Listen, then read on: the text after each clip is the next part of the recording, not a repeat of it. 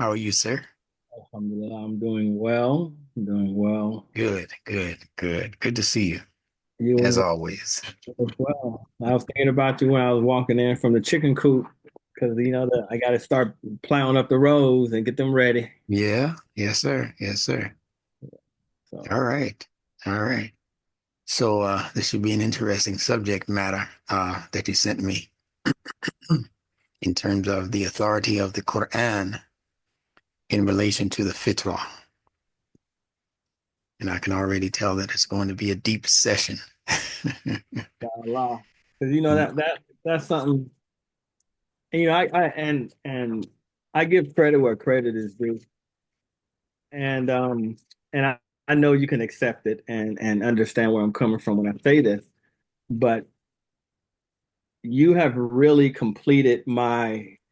Well, I guess I shouldn't say completed, but you have very much added to my journey as not only as a Muslim, but transitioning into a mu'min believer, and also as being human in the fitra based concept of it, not in what people think it is, but what we actually know it is based upon Quran. Yes. And I've always been one. If you say you're a Muslim, the Quran is your authority. If you say you are a Christian, well, the Bible. You're a Jew, the Torah. So Hmm. anything outside of those parameters, Hmm. then you're walking on that you've crossed the line, so to speak. Yes. And then, like I said, since meeting you, you have really reignited a desire to live based upon Quran. You know, not Hadith. Um, whether a person want to say it's authentic or not, but based upon Quran. Yes. And you just gave me the opening notes for what I want to say to you. Um, the Quran is the authority, and anything other than the Quran is suspect in terms of its authority.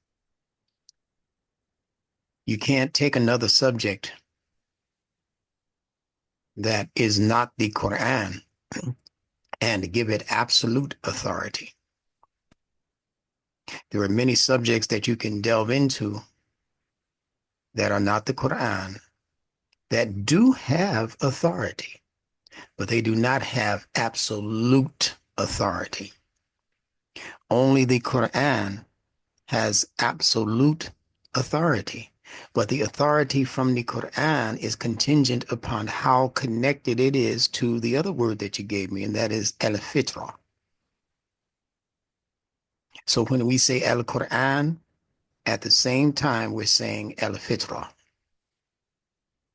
When we say al-fitrah, we're talking about a particular understanding that comes from the study of the patterns that Allah has created within creation itself.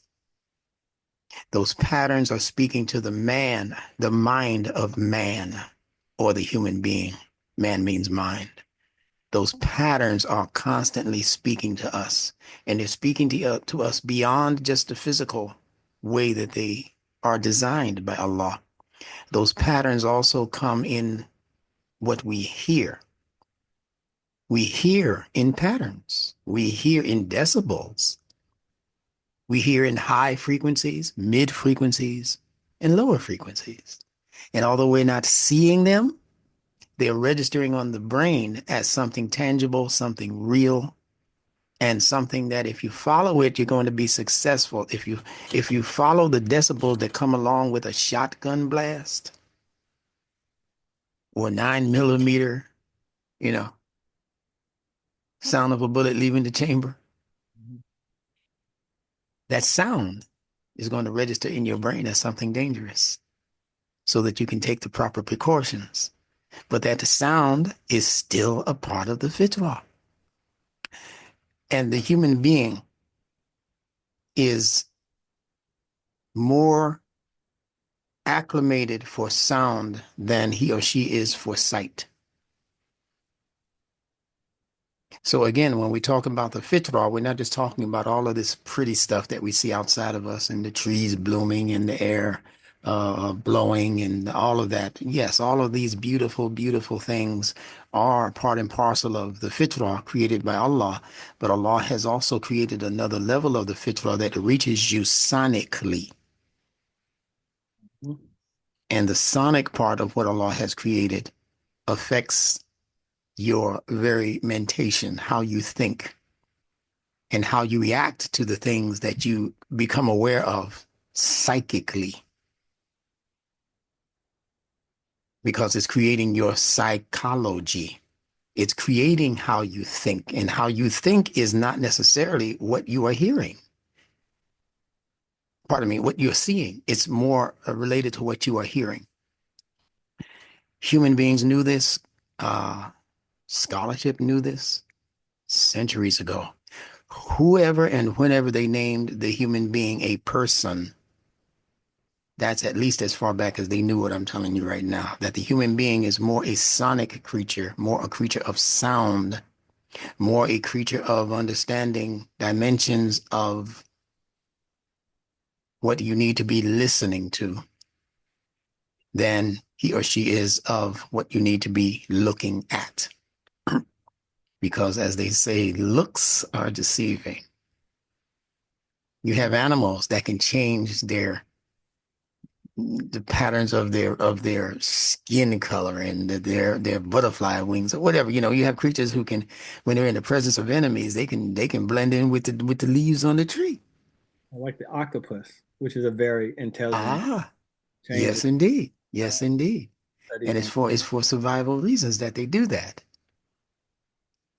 So to supersede what the sight might be fooling us with, Allah created also sound. And sound is the main principle that we need to study in order to understand the fitrah. Now that's new and different. I've never said that to anybody before. I Alhamdulillah. wasn't thinking to say that to you. You just gave me your topic 5 minutes before we got online. And I literally, that's Yeah, what came to my mind. yeah. And I was like, well, I don't know. And my wife is like, if that's what the first thing that comes to your mind, that's what you put. Yes, sir. That's the principle. So we're going to start with that, and I'm going to let you ask me as many questions as you want. And we have been knowing each other for quite a while. Or a And coon's age, as they may say. say it again. As they say around here, a coon's age. I never heard that one before. The age of, because raccoons are very smart, and at Yeah, times usually elude the predators and hunters. yeah. Okay. Like A they coon's age. Yeah. say that around here. I got you. I got you. All right. So Did let me, yes, go ahead. Yeah, I did want to mention like two things that resonated because I was thinking about it when you spoke about psychology, even before you Yes. mentioned that, and then 10 seconds later it tied into the conversation. But I remember when I was studying psychology, and I cited Al Ghazali's work, Yes. and where he said that psychology is, when used appropriately, is actually studying the Word of God, Yeah. but they won't interpret it that way. No, because they don't have insight into how words are formed, and Al-Ghazali surely did. Maybe that's why I got a minus instead of A plus because I put that part in there. I don't know. Well, let me explain this to you this way. All of the words in the English language that have the suffix logi or logi, like psychology, the Logy is what I'm referring to now, Mhm. which also is related to the word logic, logic. So the Western thinkers give us the meaning of logi as the study of. Mhm. So psychology would be the study of the psyche, the Right. Psyche. But it goes beyond just the study of something. There's another hidden word in the word, or in the suffix at least, logi.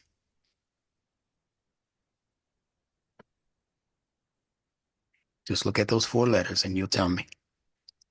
Logic. Well, logic or logi I'm looking at now for psychology. Mhm. Oh, yeah, Logy. Yeah, what's the shorter word in there? Log, Say it again. log. Yes, yeah, log. One of the words, one of the most used words in today's world. Let's log in. That's how we got here. What are we logging in for? Information.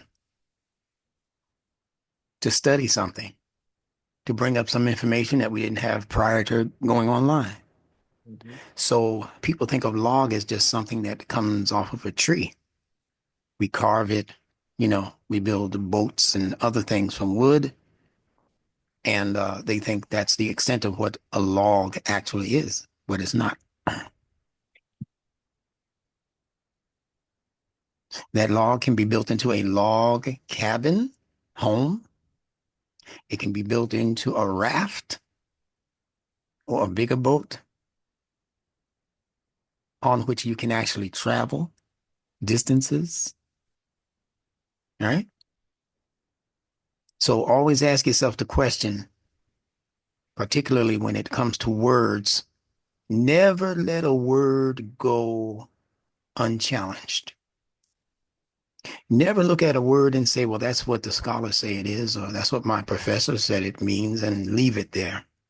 Your professor is the one who told you that psychology means the study of the psyche. But your professor never told you what's meant by the study of and why it is spelled Logy. More particularly, Log is what they're getting to. That sounds like eulogy. Yeah, you see the log in that also. Yeah, there's something to be studied in the eulogy.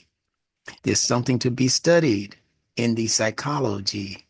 There's something to be studied in the ideology. Wherever the Logy is that they say means the study of, there is absolutely something to be studied, but the purpose of studying it is to build upon it. Isn't that Right. the purpose of us cutting down trees and logs? Alhamdulillah. So this subject right here that you've brought up could run me hours of And, explanation. and you know I'm here for it. I'm not going to do that to you today, though. We'll Yeah, have this. talk We'll have about, this in sessions. talk about you asleep. I'm sleepy, but I'm not sleep. You sleep. On and on and on and on. Yeah. So let's look at this a little further. Let's go first and foremost to what Allah says, subhanahu wa ta'ala. Allah says that translating into sloppy English as they have done, He says that a goodly word is as a goodly tree. All right. So there's the source of your log. There's the source of your wood. And the word wood is simply an extract out of the word or from the word word, which the Quran is telling you directly. A kalimatan, a goodly word is as a goodly tree, or whichever way it goes. A goodly tree is as a goodly word, whichever. Okay. But it's a similitude. They are similar. So when you study one, you're studying the other. And in order for you to understand what Allah means by a goodly word, a kalima or kalimatan, you have to now go to the fitrah. See how beautiful that topic is you brought up? Understanding Al-Quran by understanding the fitrah, its patterns, its pattern recognition, understanding not only the form, but what's the second thing you have to understand about the fitrah? Its form, and you might not have been a part of those classes, so you're going to learn this for the first time today. The fitrah is a combination of two major things: Mhm. form, how it looks physically, how it is physically constructed, and the second thing is its function. Right. The form is the outer display of something in nature, the tree. It has an outer display of how it grows. Subroot, root, body, which is where you get most of the logs from, the body of the tree, the branches, and then possibly the leaves and the fruit. And you have a fully organized tree in that picture of items that I just described for you. You with me? I'm with you. And All right. Okay. All right. So Allah says a goodly tree.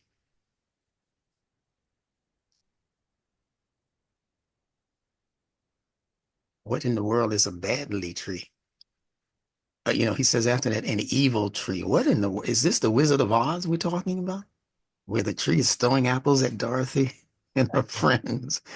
That's a badly tree. Where's that badly tree in nature? And it's because Allah is not discussing physical nature. The Quran is a book of code language. It's a book of ideas that have to be pondered. Do they not yatadabbaru al-Quran? Do they not deeply ponder the Quran? If it had not been from Allah, there would have been much discrepancy in the Quran, things that just don't match up. Now, if you're not deeply pondering the Quran, you will find discrepancies. Allah is giving you the key for how not to find or settle for discrepancies. If you're just doing a cursory reading and turning pages and looking for something evil in the Quran, something to hit the Muslims in the head with and all of that, and you're looking for that, that's what you're going to get because you're not deeply pondering the Quran. So I don't worry about people who criticize the Quran. You have people in the Christian faith, Jewish faith, Buddhist even, other people who call themselves criticizing the Quran to prove that it is not what they call a divine book, and they're right by that if you understand what divine means. Allah is not a divine. Divine is actually relegated to humans and the powers and the forces that they put on each other. Thor, the god of thunder, that kind of thing. These divine people. Oh, she's so fine. She's divine. You look so divine. Yeah, because only humans can look and be and act divine. Divine is never a word that's connected to being the supreme ruler of all universes. Yes, go ahead. Sam also brought to my mind what they say in the world of fraternities and sorority. They have the divine nine. Yes, yes, yes. And Yeah. See, significant yeah, here's another clue. The word divine is connected to the word diva, nine. a feminine word. Yeah. And it is also connected to the word devil. Now, would Allah connect his name to something that fiendish? No. Something that on one case can be heavenly, and then on the other case could be something that represents damage to people and ruin of people. He would never accept a term, Allah says in the Quran, to call him by the good names. All of the good names belong to him. So if you come across a bad name in any of its manifestations, you can't accept it as a name for the source creator, Allah subhanahu wa ta'ala. That's the first thing on that level. So let's look at what we're dealing with when it comes to understanding the fitrah. And the first thing to understand about the fitrah is that the fitrah also is not Allah. It is a creation of Allah. It is a servant of Allah. Allah has no form as such. He has nothing that you can take a pencil or a pen and start drawing on a piece of drawing paper and say at the end of the drawing that this is somewhat what Allah looks like. No, you can't do that. It's too abstract for that. He's too non-related to creation as a form or as a function. So he's not the fitrah. The fitrah is form and function, how a thing looks and how a thing acts functionally. And anything that is acting functionally can experience a dysfunction. Can Allah experience a dysfunction? Can Allah be dysfunctional? These knuckleheads on earth can be, and they are. They're showing that there are many so-called humans who become dysfunctional almost overnight. They see the wrong thing, they experience the wrong thing, they lose enough money, they become dysfunctional. They raise children with no guidance. Those children become dysfunctional because the parents are not showing the level of care for those children that those children rightfully deserve. So anything that can become dysfunctional has nothing to do with being Allah.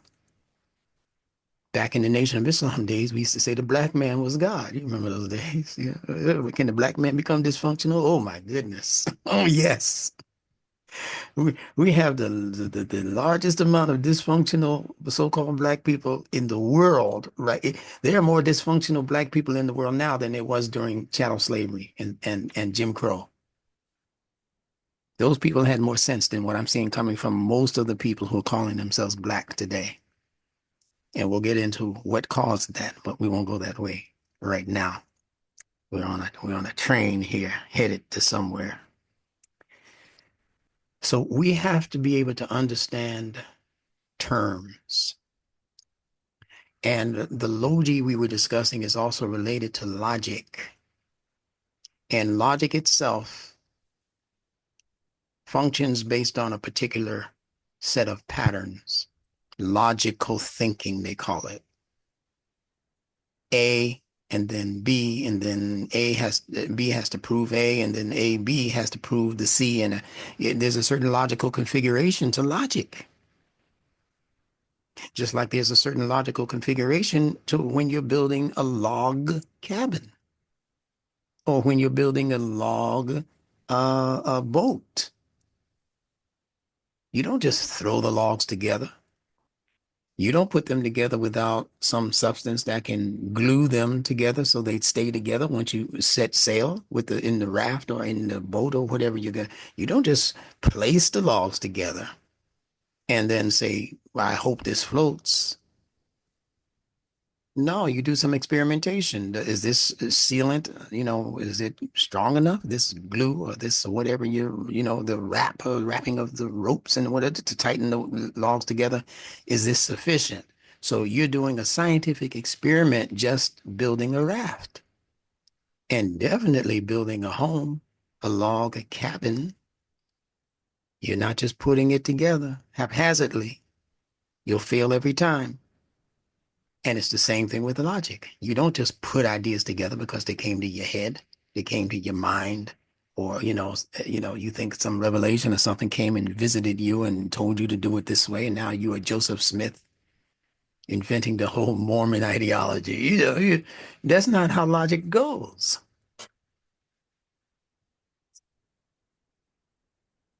You have to be really in touch with the science of how things are constructed.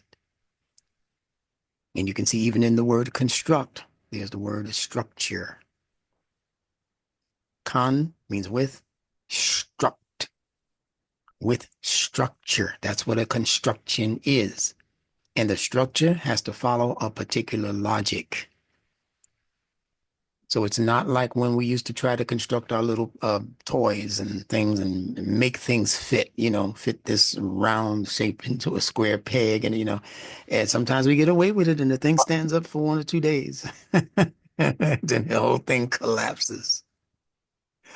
You see? So no, you have to understand logical construction because the human being, him and herself, are logical constructions, but they're based on the logic of Allah, not the logic of men. We are constructed not based on what Karl Marx said about socialism or what capitalist people have said about how to live a successful life. Practically every people who have visited this planet, they have established a logic for life.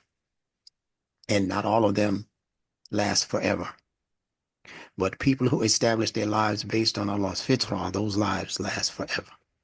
Doesn't mean the person's going to live forever.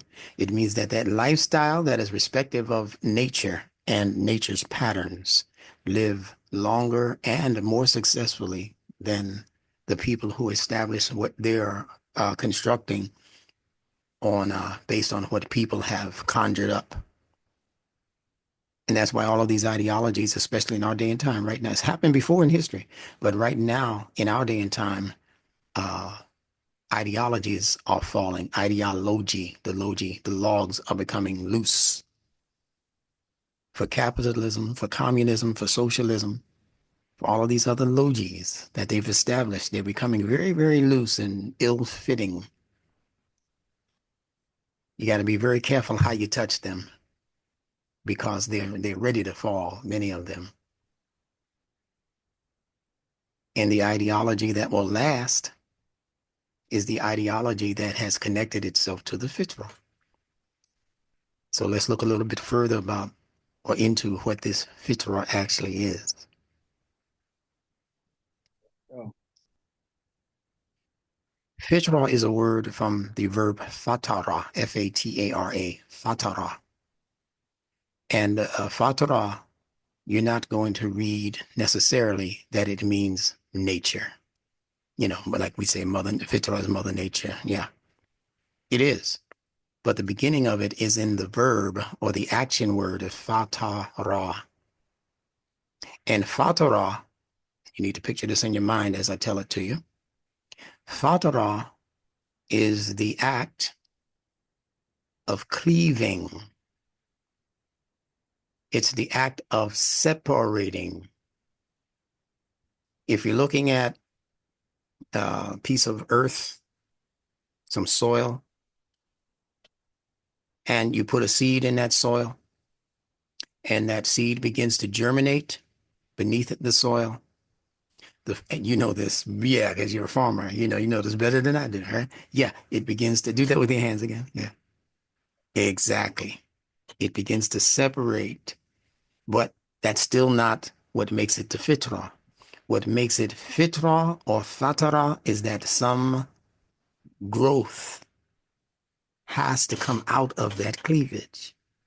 mm, You see, a woman's breast, they cleave into two separate mounds or lumps, but nothing comes out of that cleavage.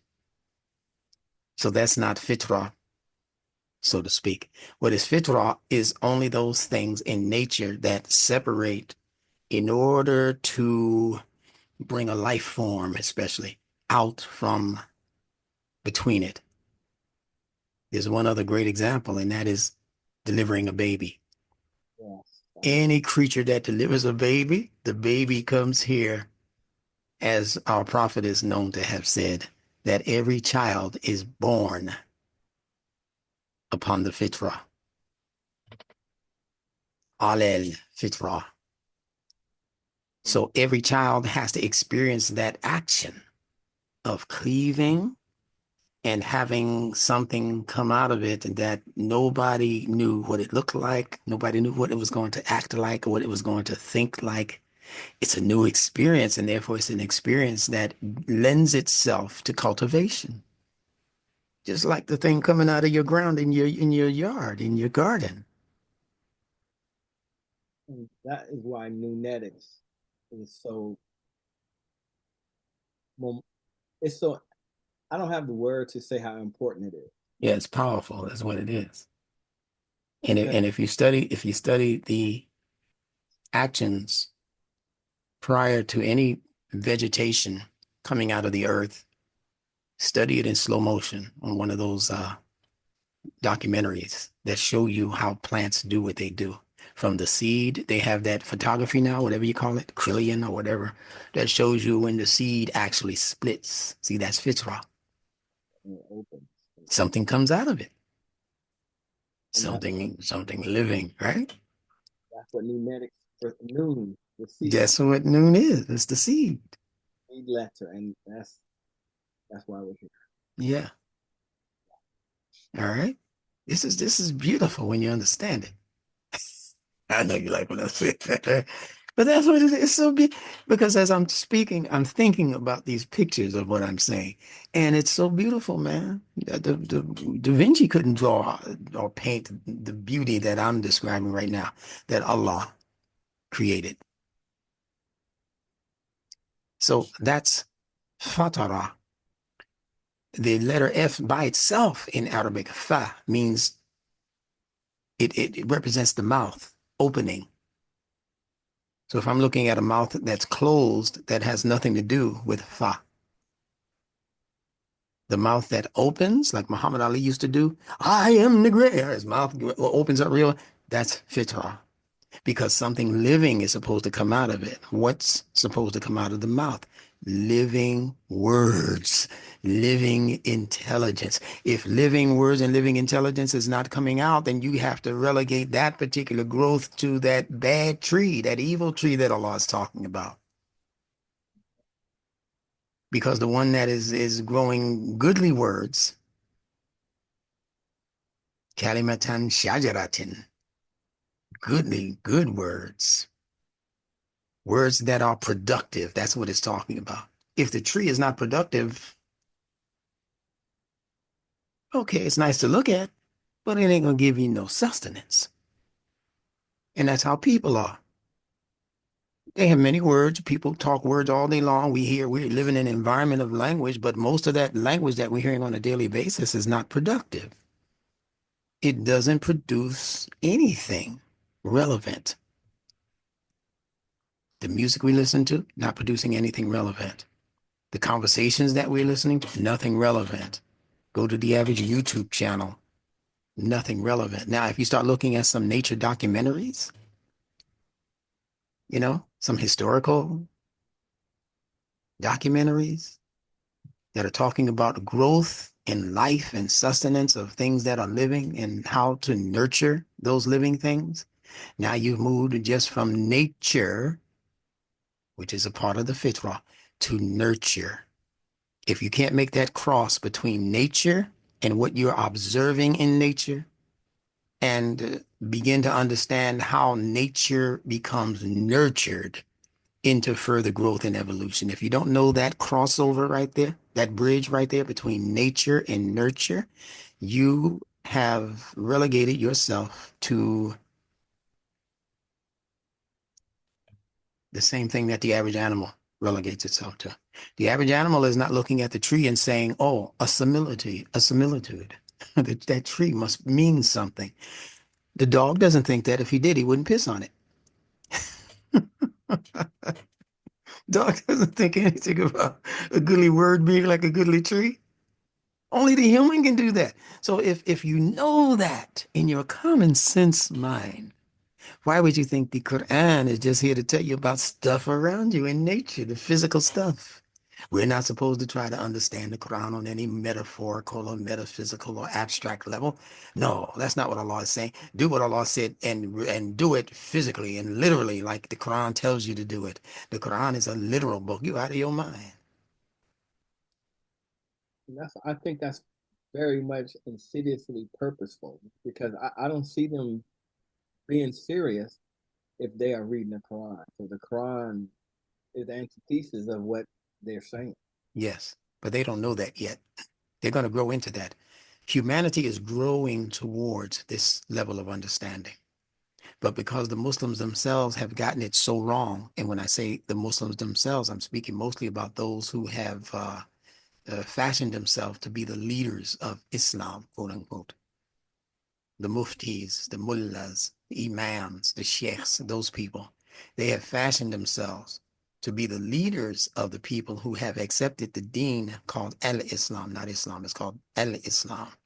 But there's been so much fabricated information brought into this circle of information called Islam that it's hard for us to get a real grip or a real grasp on what this deen actually and factually is. So we've been missing the boat for at least 1,000 years, maybe 1,200 years already. Since the dawn of this revelation, approximately close to 1,500 years ago, we had a good 300-year run And then other people and other ideas started to become substituted for Quranic ideas. First and foremost being the fabricated hadiths, so-called hadiths. And I say so-called because Allah in his Quran tells you what a hadith is. The word is in the Quran several times. So, but it means nothing next to what you find when you read Muslim, Bukhari, Abu Dawood, and the rest of these people who say that they have the hadith. In fact, we can't even blame Muslim and Bukhari and necessarily. I think on the most part, their names were used by people puppeteering who were trying to control the masses of people ideologically.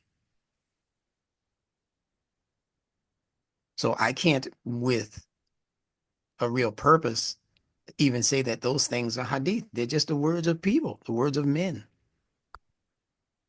much of which is fabricated. Not all necessarily, but even the best of minds are going to make a mistake when you're trying to remember something that was said that long ago, first of all, and when you pass it on by ear. Remember, we spoke about the importance of hearing versus even seeing. But if you go to the average court in the average part of the world that has a court, and you go there and you start telling the judge and the jury about what you heard, they'll shut the court down immediately. Hey, man, I thought you were a witness. Witness means you had to have seen something. So how you come in with all of these thousands of things that you're saying Muhammad the Prophet said, and you weren't an eyewitness?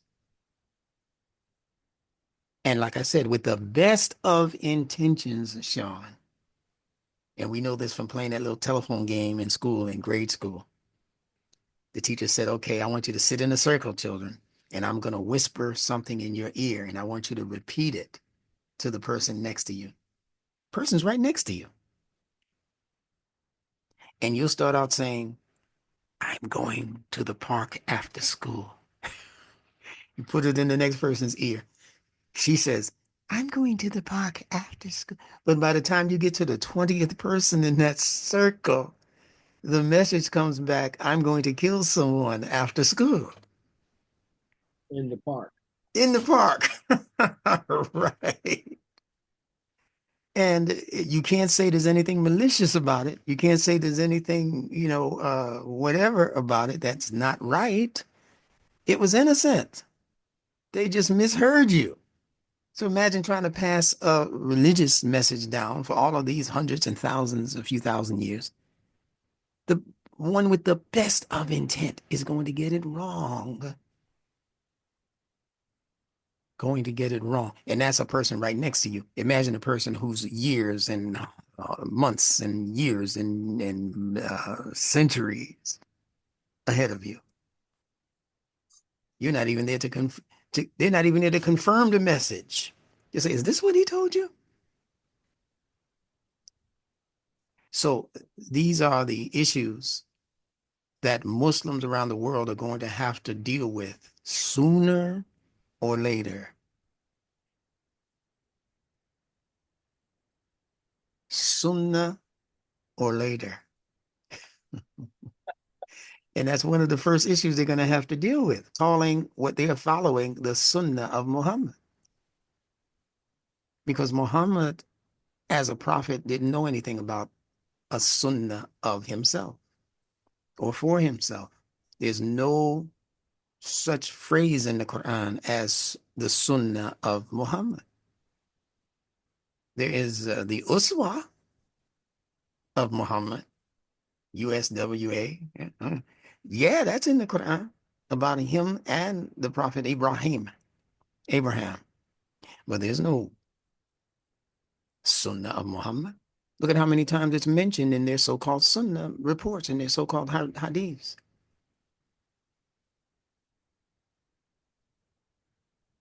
So And understanding that, yes, go ahead. They sometimes have 10 names. It was reported by so and so who said so and so reported by so and 15. That's right. But 15, sometimes 5 and 6 generations removed from the source. So again, it's not to say that all of the hadiths were established based on nefarious uh, motives. They could have been perfectly innocent. A person you're telling something to right now that you heard from somebody 5 minutes ago, if their mentation is not correct, they could have Alzheimer's. A lot of things can happen to a person who you innocently pass a message on to, and the message gets corrupted in the next 5, 10 minutes. It is not dependable. Yes. example, and that's something I was going to mention to you before, because I know we spoke about the whole Aisha thing, right? Yes. That's a brother I know right now. This brother is strong in the deen. Hmm. Come back up again, the whole Aisha story. And, again, the Hadith, all this stuff they saying, which is untrue, but he's really struggling with that. All because of what somebody said so many years ago, and he's coming to the front and affecting a lot of Muslims because number one, they don't understand it and they really can't speak on it. Yes. Just accept it as well. It's a cultural thing. Back then, 9 years old was different. 9 years Mhm. old, 20 type stuff Yeah. like Yeah. Trying to justify pedophilia. Pedophilia. They don't know that that's what they're doing. They're doing it innocently, but they're trying to justify pedophilia. Well, it's not pedophilia, brother, because like you just said, that was just the times. That's how they used to. Well, the Fitrah was the same back then. Why would the times be so different? Why is it so wrong in our day and time to have sex with a 6-year-old or to marry a 6-year-old and to consummate the marriage at 9 years old? Why is that so bad now? But it wasn't bad 1400 years ago. Why wasn't it? Wasn't there the same signals coming from the Fitrah to the individual's brain 1400 years ago? That would have made a few of them at least say, wait a minute, something don't feel right about me, a 30-year-old guy, a 40-year-old guy, you know, uh, trying to get with and yeah, she can't even get pregnant. What's the purpose of this relationship aside from my lusts? that. How come those ideas, those signals didn't hit the nervous systems of those people back then who were freely practicing this practice? Because they lied to us. There's an innate sense of regard for your children. Allah even says, and regard the wombs that bore you.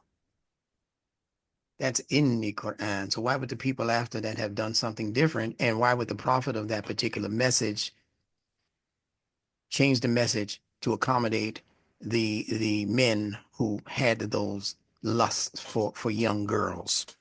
The prophet would change what Allah said, have respect, have reverence, have taqwa for the wombs that bore you. And you take those same wombs with those same babies that are born out of that womb that deserve the highest level of regard as human beings, particularly, not just as animals. The prophet again is reported to have said that every child is born al fitrah, upon the fitrah. That means that the fitrah has responsibility for them, just like the mother has responsibility for the baby. If you're born out of it, you are the baby of the fitrah.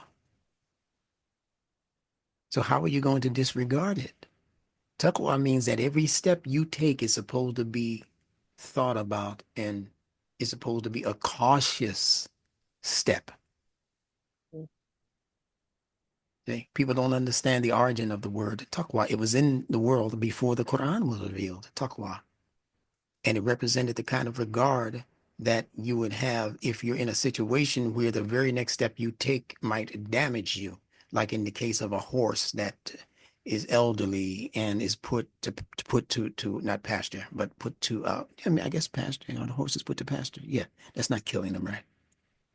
No, okay. Yeah. So a horse that's retired, we'll put it that way, right?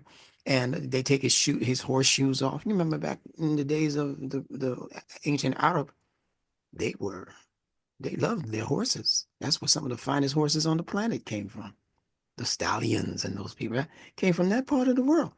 So they were good at horse racing in the desert and all of that. So uh, when they got older and they had their horseshoes retired, they would take those horseshoes off and they would have them do some easier work, but they would put them on levels of ground that were not necessarily even, like they would be pebbles and rocks and things like that. So when you take that horse's hooves, his horseshoes off, after all of those years of racing and running and carrying loads, carrying people on his back and on, well, his hooves became very sensitive beneath those horseshoes, very sensitive. So every step the horse took, he had to be very careful. She had to be very careful because one misstep could cause that horse to fall and cause such excruciating pain to that horse that they'd have to then put it out of its misery. We're talking about Taqwa. Isn't that wonderful? It is, and that correlates right to the salat. Say that again. You broke up a little bit. To me, that correlates directly to salat, what salat really is. Speak on it. Following closely All right. They got that phrase from the horse. from studying the activities of the horse. Fitrah correlates. Fitrah Yeah. with Yeah. Yeah. So some people say it means that, you know, following closely. There are other meanings that come closer to a truer meaning for the word, but that was the language of the ancient Arab. He was absorbed and engrossed by horse activity, even to the point of marriage, which bled into the Western society. Western world society sees its women as horses. Did you know that? Mhm. Yeah. This is why they call her the bride, which is from the word bridle. Yeah, yeah, bridle. So that's keeping you in your place, keeping you going where I want you to go. Gee, how, stop, go, left, right. That's it's keeping. She's the bride, and that's why she wears the veil. You're not supposed to see her. He's the groom.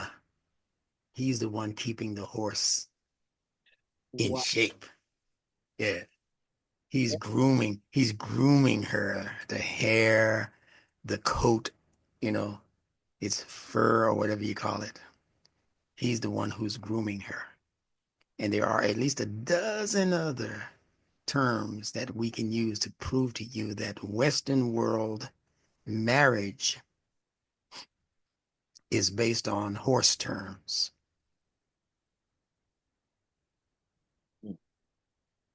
Yeah, we won't go into that today though. That's not the subject. They'll have to come back for the next session to hear the breakdown. Matter of fact, all they got to do is get my book. What is it? The one on marriage. Yeah, yeah. We got to find the name of that book. The Etymology of Marriage. Yes, that's it. They can order that on the website. The Etymology, the word breakdown of marriage. That book is no joke.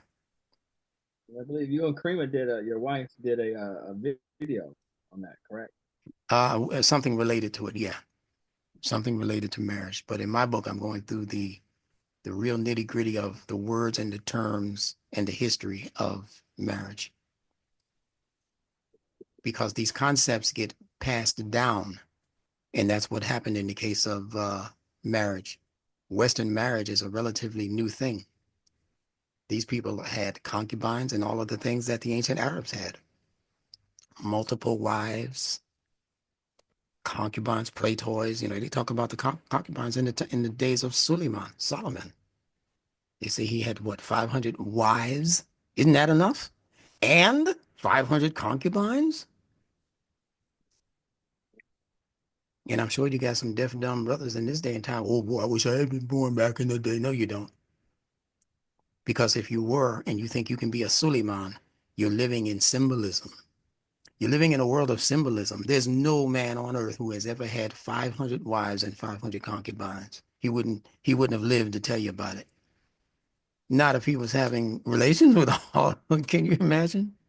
But they put those stories out there. They put those stories out there to convince us that when they tell us that Muhammad the Prophet had 9 wives and 12 wives, it would be easier on us. Oh, well, Suleiman had 500. 9 is nothing.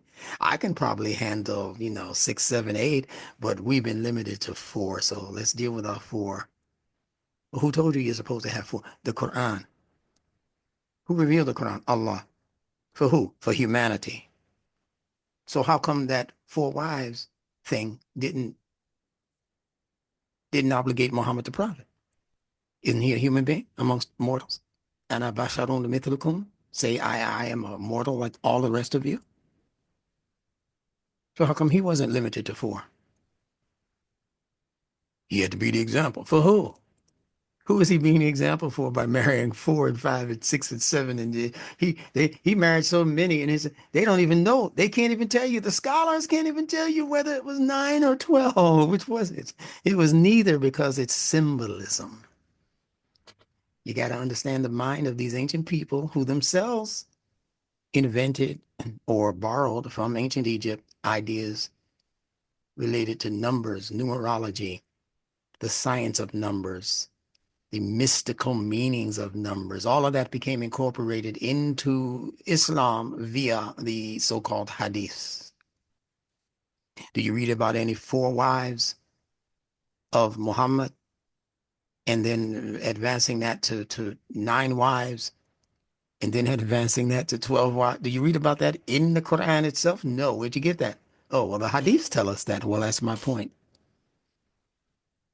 These people were competing with each other for who could be the most mystic and symbolic and allegorical, while convincing you and me that they are all speaking to physical phenomena, physical, what they call verities, things that can be verified literally. This is what they wanted us to believe.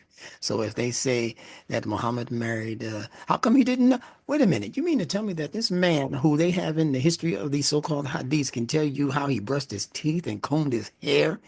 Those same companions around him couldn't tell you exactly how many wives he actually had during the 23-year stretch of his prophethood? Who is it around him? Which one of the companions that said, I don't really know? Well, what were you paying attention to for 23 years? You didn't know who he married. He's right around you. He's right there marrying her. You couldn't count. That's 3. Or that's 7. He's up to 9 now. And then somebody comes out of the woodwork and says, no, you missed a few. He actually married 12. No, that's all symbolism. All of it. I could go further than that, but it would upset some people's equilibrium if I spoke on this whole idea they have even of the 4 wives. These male chauvinists who established this knowledge wanted us to believe certain things in order to keep the masculine principle ahead and way ahead of the feminine principle that Allah established. So when Allah revealed the Quran, he put in place also information that would serve to reestablish the balance between the masculine principle and the feminine principle. And he did it even through the revelation of particular words that he would use, such as Taqwa, such as Fitrah. And I could list another 5, 6 off the top of my head if I wanted to. All of them are feminine words, including the word nafs, which they translate as soul. Nafsin wahida, feminine soul. Your soul is feminine. If femininity and the feminine principle was so inferior, would Allah name your very human soul by a feminine term? The term fitrah another feminine term. And there are many, many, many, many more in the Quran that are meant to reestablish the balance that the very universe has between the feminine principle and the masculine principle. In fact, if you were to tilt the scale a little bit, it would be in favor of the feminine principle, even based on words in the Quran. More of the important words in the Quran are feminine. They're not female. We're not talking about female and male. We're talking about principles of operation in the universe. Most of them, in fact, I'll tell you something that I heard Imam W.D. Muhammad say once. He said, in fact, the entire universe is feminine. I believe it. Yeah, that's why they call it universe. Uni is from the Sanskrit word yoni, and yoni means that midsection of the female that we like to crave for and clamor over. That's the yoni. Look it up. Y-O-N-I. It's a yoni verse. It's one verse, and that one verse is feminine. And all that means is that everything in the universe responds to Allah's will. Allah is the only one who could go into that concept and pull out the jewels, pull out, establish its fitrah, and pull out the gems from that thing in creation. Not a female, a feminine principle. Feminine principle just means you can go into it and mix with it, cohort with it, experiment with it. And at the end of that, all of that activity, you're going to come out with something. Something will be produced. So if you can go into something and have something produced out of it, the thing that you're producing, that is the thing that is coming out of it, that out of it thing is feminine. Just like the female, you go into her and she comes out with a baby 9 months later or whatever, the feminine principle just means that you can go in and come out with something substantial and something valuable. Now, why is the whole universe feminine? Because in relation to Allah, everything else is that susceptible to whatever you put into it that you want to see come out of it. That's the whole cosmos in relation to Allah. You don't have that power to do what Allah does on that level. So the scientists of this world, they were very wise people. They established a language that people generations after them came behind and didn't keep up with. They couldn't keep up with it. Am I being understood? Indeed. Yeah. Now, if that doesn't make you respect the female, I don't know what will. If Allah treats the feminine principle that well, why would he degrade the female? See, it doesn't match up. Why would he make the female so helpless and hopeless? I get the thing about the physical strength, but what they're missing is the balance. If the male is the one who has been given mostly the physical strength, then what is it that the female has been given to equalize that balance? No, she didn't come here to establish her muscle. She came here to establish her feminine influence. You know a male right away when you meet him and he has no real grounding in feminine principle or feminine training from his mother. You know him right away because he can shoot you between the eyes and go eat a hamburger 10 minutes later. How many Europeans especially have grown up under that kind of mind? How many of the ancient Arabs who used to kill their baby girls at birth, how many of them grew up with that kind of mentality? That the female is only good for sex and having babies. And they got that so screwed up that they used to kill their baby girls because it was such a bad thing to have a girl. They'd celebrate the boys, but they would actually get so angry, so frustrated and flustered that they would have a baby girl and throw it out at sea, or kill it and bury it in the sand. But look at how dumb that is, because now who's going to have your future men? The ones that you like, the males. Who's going to have the future males if you're killing off the female? See, that's how the Fitrah teaches you by letting you see how dumb you are.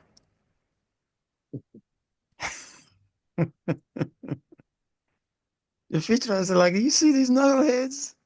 First of all, I'm Fitrah and I'm a feminine principle. Look at how they're acting against the feminine principle by acting against the Fitrah, the nurturing process in nature, the mercy, the rahmah, another feminine term in the Quran. Ar-Rahman, Ar-Rahim, both of them feminine terms. If Allah wanted to equalize, He would have said Ar-Rahman, and then He would have made Ar-Rahim masculine principle. Both of them are from the word Arham and Raham, wombs and the singular, womb. And show me a man with a womb. They're still trying to do it. The LGBTQ, ABCDEFG community is still trying to show that men can have babies. So how much have they lost their minds? All of That it, I would say. degreed people are testifying in the courts and saying, yes, men can actually have babies. Hmm. Okay, show me one. They haven't shown one yet.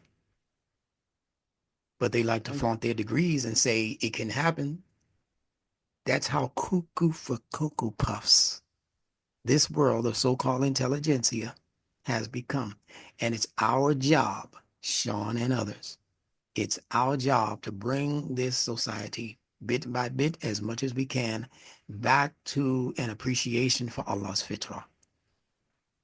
And you won't do it by lying to yourself about gender. You won't do it by saying that a person is as a person feels. I feel like a woman. I heard one say, I feel like a woman today, Monday, but Tuesday, I might feel like a male. And all she does to feel differently is dress in the clothes of the people who are that gender. She says, I wear a pretty dress today and I put flowers in my hair. This is Monday because I'm a female today. But tomorrow I want to be a male. I want to be masculine. So I put on overalls and I wear a hammer in my belt. And she thinks that makes her a male. No reference to gender, no reference to body parts. And then you have the extreme of that. They try to go ahead and manipulate the body parts, you chop off this and try to insert that, and they mess the person up for life. And many people have buyer's remorse, messing around with their science, their so-called science. It's pseudoscience. It's manipulation. I can see Shaitan laughing all the way to the bank. And it's sad. And we can't continue to support it. I'm hearing Muslims give support to that foolishness. It actually seems to be on the rise. It is on the rise. Humpty Dumpty sat on a wall. He was propped up, but Humpty Dumpty had a great fall. All the king's horses and all the king's men couldn't put Humpty together again. The wall represents division. Humpty Dumpty represents an ideology that is connected to the human ego. You get it? Ego, ego. So when you prop up the ego and put it on top as king, ruler, de facto authority, which we're going to be talking about in a minute, the authority factor. And eventually that ideology is going to have a great fall, not an ordinary fall, a great fall. All the king's horses, who is the king? The authority in the land. The people who are running stuff, who are right now trying to tell us that there are thousands of genders. See, that's the king talking through the television, through the newspapers, through the radio, through this new fabricated culture that many people are beginning to gravitate towards. 70 years old, they gravitate toward this new ideology, transgenderism.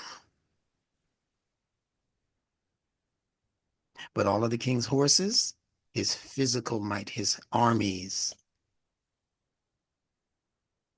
and all of the king's men, those are his mind people, the mental people, couldn't put Humpty together again. See, a hump has to do this, and a dump has to do that. And that's the only activity you need to look for in order to understand what I'm saying right now. Look for those societies that have a rise like that and they think they're on top of the world, but keep following their trajectory, and you're going to find them having a great fall, the fall of Rome and other places that have experienced a great fall. And all that's left at the end of that day is a spoiled egg, a spoiled ego, because that's the extent to which they allow the human being to grow. Can I get a little deeper than this for a minute?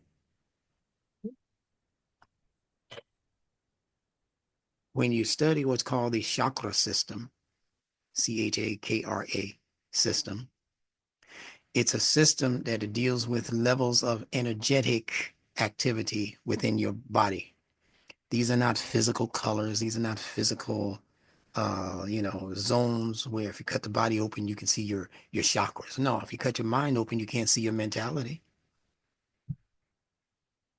So they can't use that as the reason for not accepting this concept. And you don't have to accept the whole concept. It's a concept out of ancient India, and they've made many mistakes in the ideology. So I don't follow the whole ideology of ancient India, especially since I know they stole it from ancient Africa. They stole it from ancient Ethiopia. The king that gave protection to the early Muslims under Muhammad. They called him the Nagas. The Nagas. And they went over there seeking his protection, and you know the whole story. Finally, the king drew a line in the sand, and he said, the difference between us and you, and they were Christians. They were ancient Christians. After he heard the information from the Muslim side, he said, the difference between us and you is this line in the sand.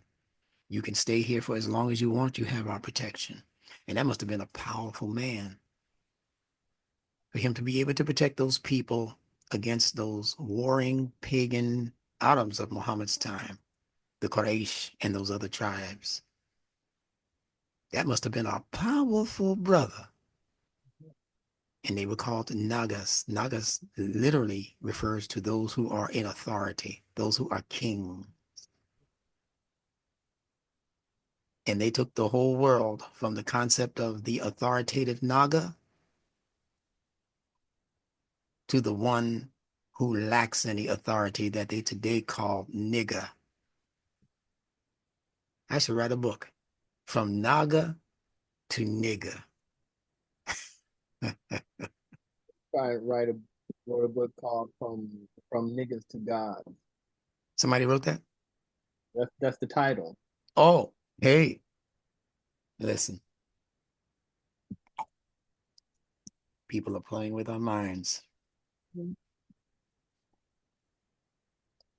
gonna go a Star Trek reference again. They have a race called the Ferengi. They're Yeah. about greed. Their head person, I believe, is called the Grand Nagus. Oh, really? There it is. There it is. Yes, indeed. Yeah. And if you follow the train of these consonantal connections, the bouncing ball, I call it, of consonantal connections, you'll understand the truer meaning for words like naga, nigger, nigga, because it's all related to the consonants N and G. You even see it in the word king, don't you? G. You see it in the words that represent things that are genetically related. Gene, GN, NG, GN. They have similar meanings. And in Arabic, since they don't have a G per se, it would be the J, JN. And JN, we have the word Jannah in the Quran, but we also have the word Jinn. Genie. Genie. Yes, master. You know, Link. Isn't that what the big jinn did in Suleiman's day? He said, I will get that throne, I will get that kingdom for you in the blink of an eye. He was a genie. They called him Ifrit.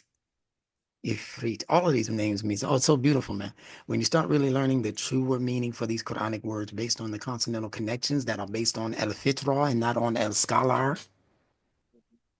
you get away from all of these scholars who are guessing and go to Allah's Fitrah, which these Arabic letters are based in and based on, and you don't give it its meaning.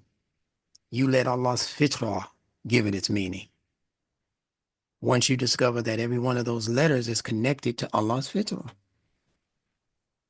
Alif is your spine, upright, with a little thinking capacity on top. They call Hamza. Hamza means to cut the breath. Ah, ah, ah.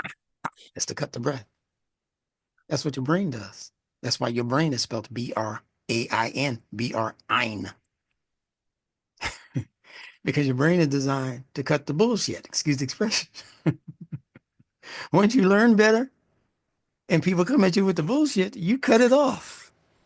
I don't want that mess over here in my area. Get that foolishness out of here. I'm the brain. Or you So I'll, take mm-hmm. mix it with humus, Yeah. throw Yeah. a seed in it, Yeah. It's a mess. and grow something. Grow something. Yeah. So these are people who are following the fitrah in these understandings of the early delivery of the Quran to Muhammad and company. They understood they were living in an environment of fitrah. What else was around them? There wasn't no 55-inch television in their area of the world. So what else did they have to refer to, especially being unschooled people? They weren't people of degrees. They weren't people like the ancient Christians and the ancient Jewish communities of their day and time. Those people were lettered people. They were schooled, those ancient Jews. So they could manipulate words as they were doing, Raina with a twist of the tongue. That's in the Quran, what they were doing. Right? So Muhammad was speaking to an unlettered population, a so-called uneducated population. And the only reference that they had was nature. So with every one of the letters that were delivered by the prophet, that is today our present day Quran, every one of those consonants in their letter system was established based on an object in the fitrah, in the world of natural phenomenon, in the world of things that gave birth to other things, that gave birth to other things, that gave birth to other things. That's fatara, opening up its secrets, and a life form, an intelligence coming out of that. You just had to have proper seeds, that's all. And that's what Numerology is. That's what it means. Seed letters. It's such a beautiful thing when you understand it, It is. you know? Everything starts So, with a seed. Everything. yeah, We started with a seed. yes. So those are the communities of people back in the time of the prophet.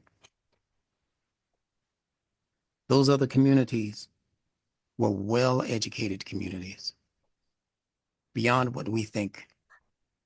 They were on the same level as what we would today call the Masonic people, the Shriners, the Catholic hierarchy. They existed back then. The Roman Catholic, hmm? The Rosicrucians. The Rosicrucians, yeah. And all of these other aristocracies and hierarchies and all of these other highfalutin people when it comes to knowledge and educational resources, they had it. So this is Muhammad speaking to them, and he addresses them by saying, Alif Lam Mim. Now, can you imagine getting before an audience of Americans and Europeans and saying ALM? But listen to what he was doing. What a masterful stroke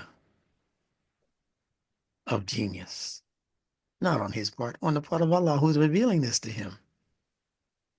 Because now you're saying ALM to a group of aristocrats who went to school for everything you could imagine back in the day. If you taught it, I learned it. I'm the master of it. You know, that kind of mentality.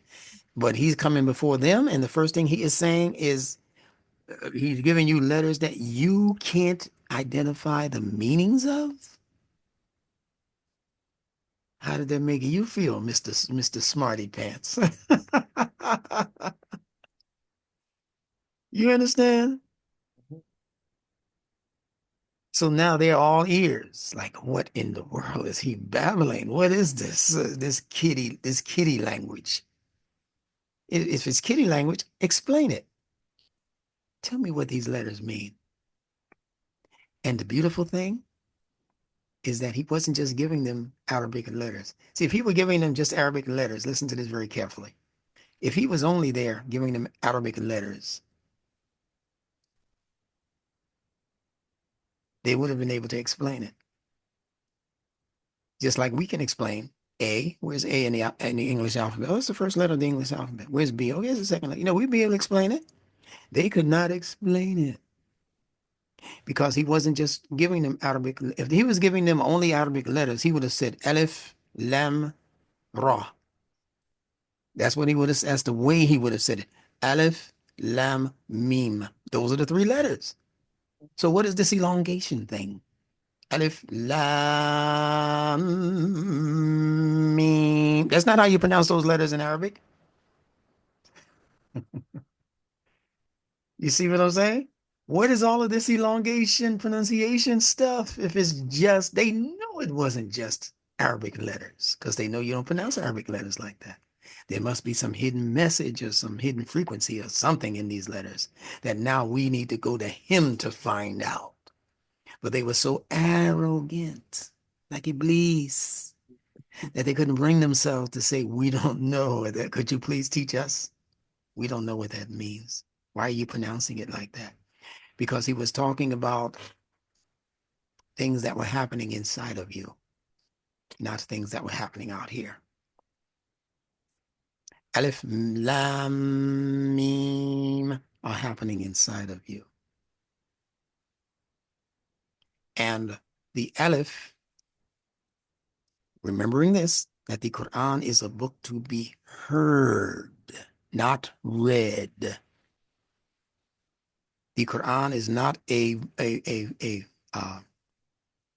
uh, a sight phenomenon. It is a hearing phenomenon.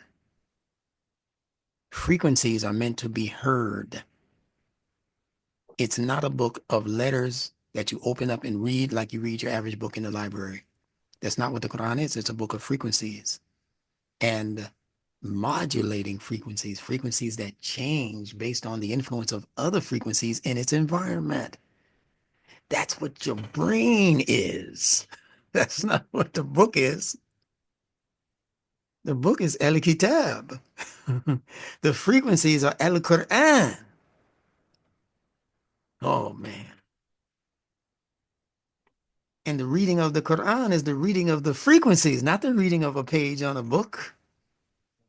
So can you read the frequencies of the Quran in its vital message? If you can, then you would automatically know what Alif Lam Mim means. One of them stands alone. Alif. It's not connected to anything. Alif. But the other two, Lam and Mim, are connected. Alif, La, and then you blend that Mim at the end of Lam with the beginning Mim in the word Mim. Alif stands alone. Lam, you don't even let the other one go.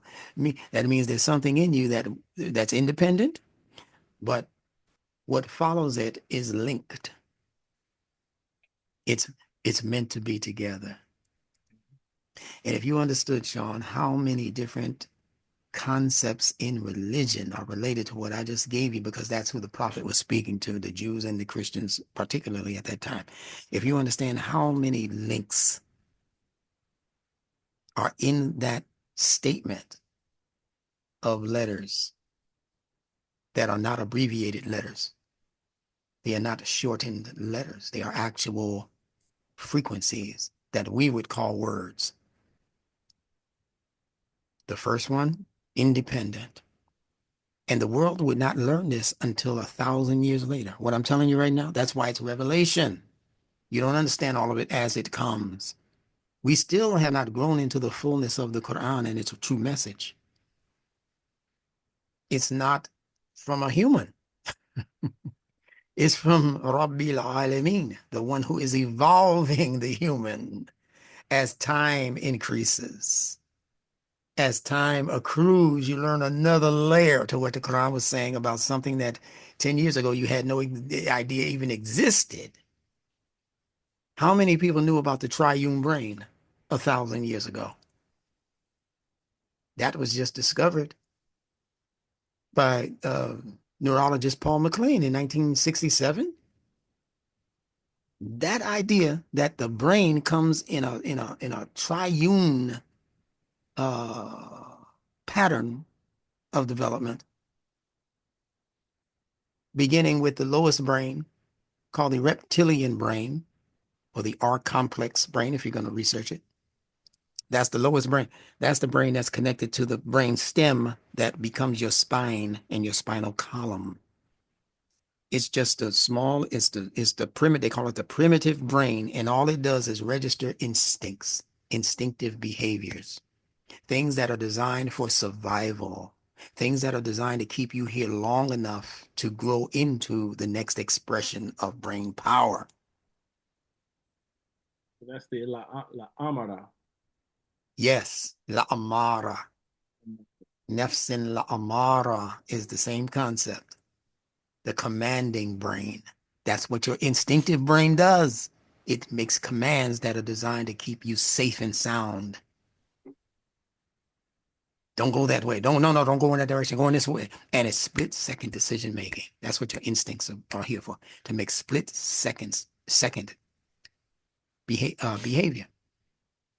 Something you don't even have to really think. You don't have time to think about it. It'll kill you by the time you figure out what's in front of you. That pistol or whatever, and you don't know what to do. You're trying to figure out with your brain what to do about this guy who's holding this pistol in front. You don't have time to think like that. So Allah put something in you called instinctive behavior. That you, before you even knew you did it, you know what I'm saying. You know, pull your martial arts move. You don't even know how you got a gunshot goes off in the subway. You don't even realize how you got to the surface because your brain went into instinct mode. I have to survive.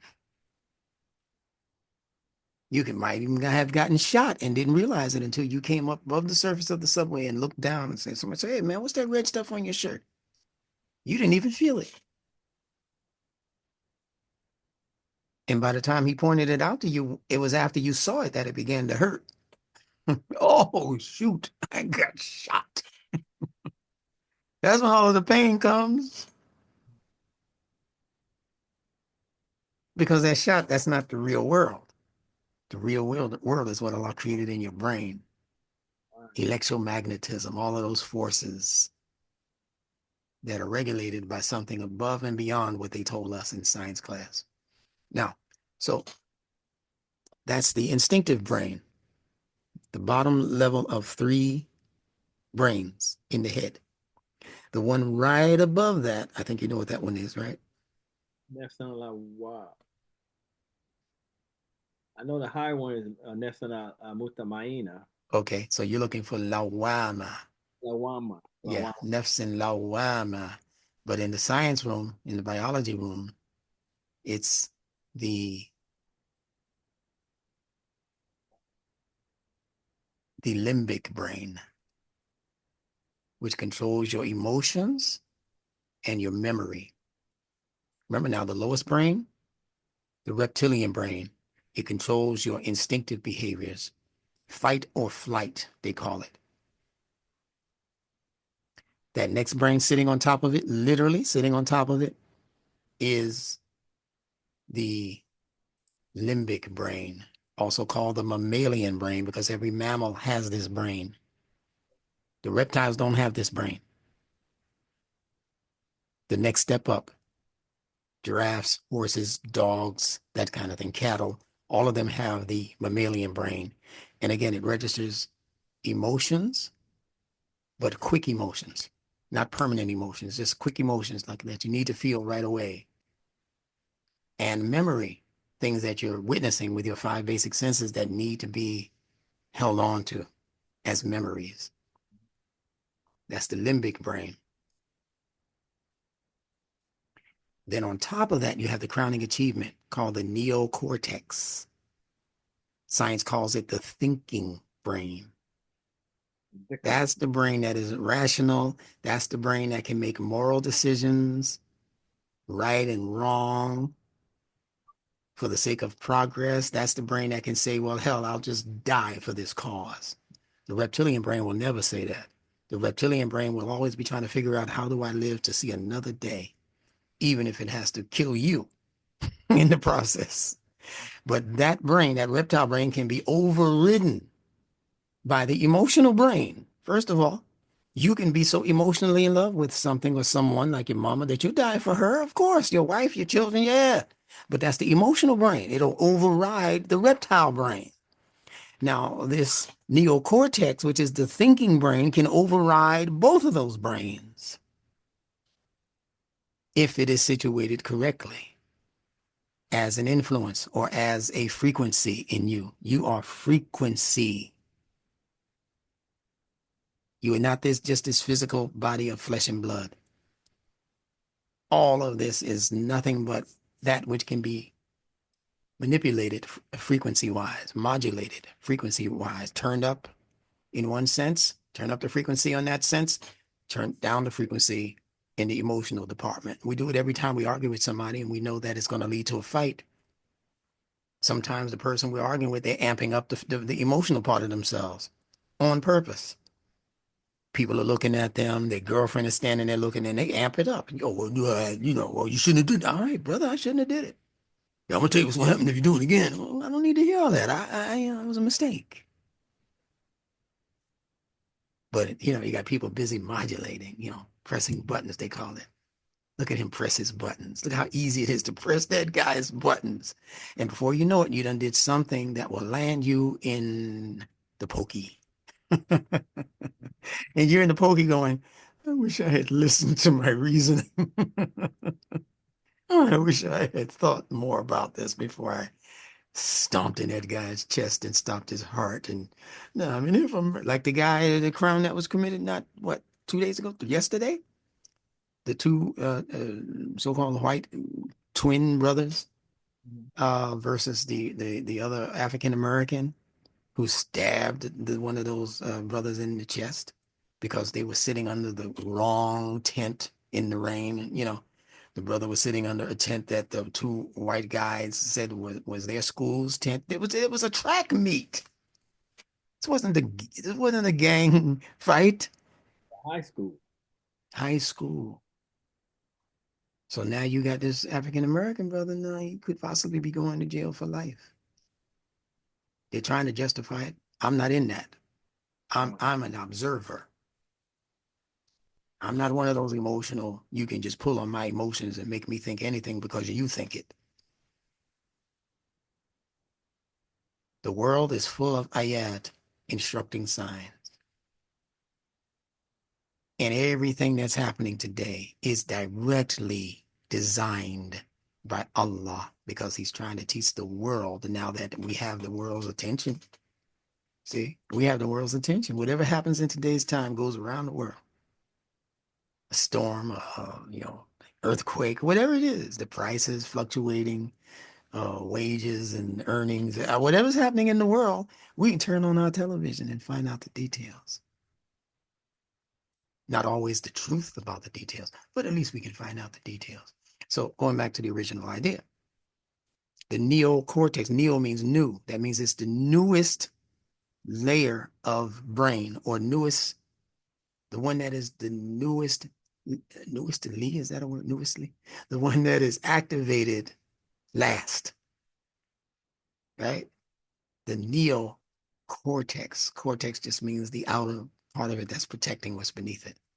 So you have three brains. And let me tell you something. The understanding of these three brains has been in the world for decades. They give much of it to you through your common media, cartoons, nursery rhymes, the three pigs, they give this three-stage development in the human brain, the three stooges, they give it to you in different ways in these comedies, in these soap operas, in these conversations, these comic books and all of the rest of this stuff. They give it to you in different ways. They give you all of this symbolism in all of this media, most of which is made for children because they know children are not going to grasp the higher meanings of these things. So they can share it with them and at the same time share it with the elite who understand these concepts so that they can get the better understanding. So you have some people who will go to the movies to watch these things with their children and they'll sit up in the back and they'll be studying and okay, do you see this character right here, my son? Yes, let me tell you what that means. And they're sitting in the back, breaking it down, a little flashlight, writing. Oh, Father, is that really what that means? Yes, son, this is what this means. Keep that to yourself. And the people in the bottom part of the theater is just, they're just emotionally reacting to the drama and the killings and all that. They have no idea what this movie means. You have no idea what Star Trek means.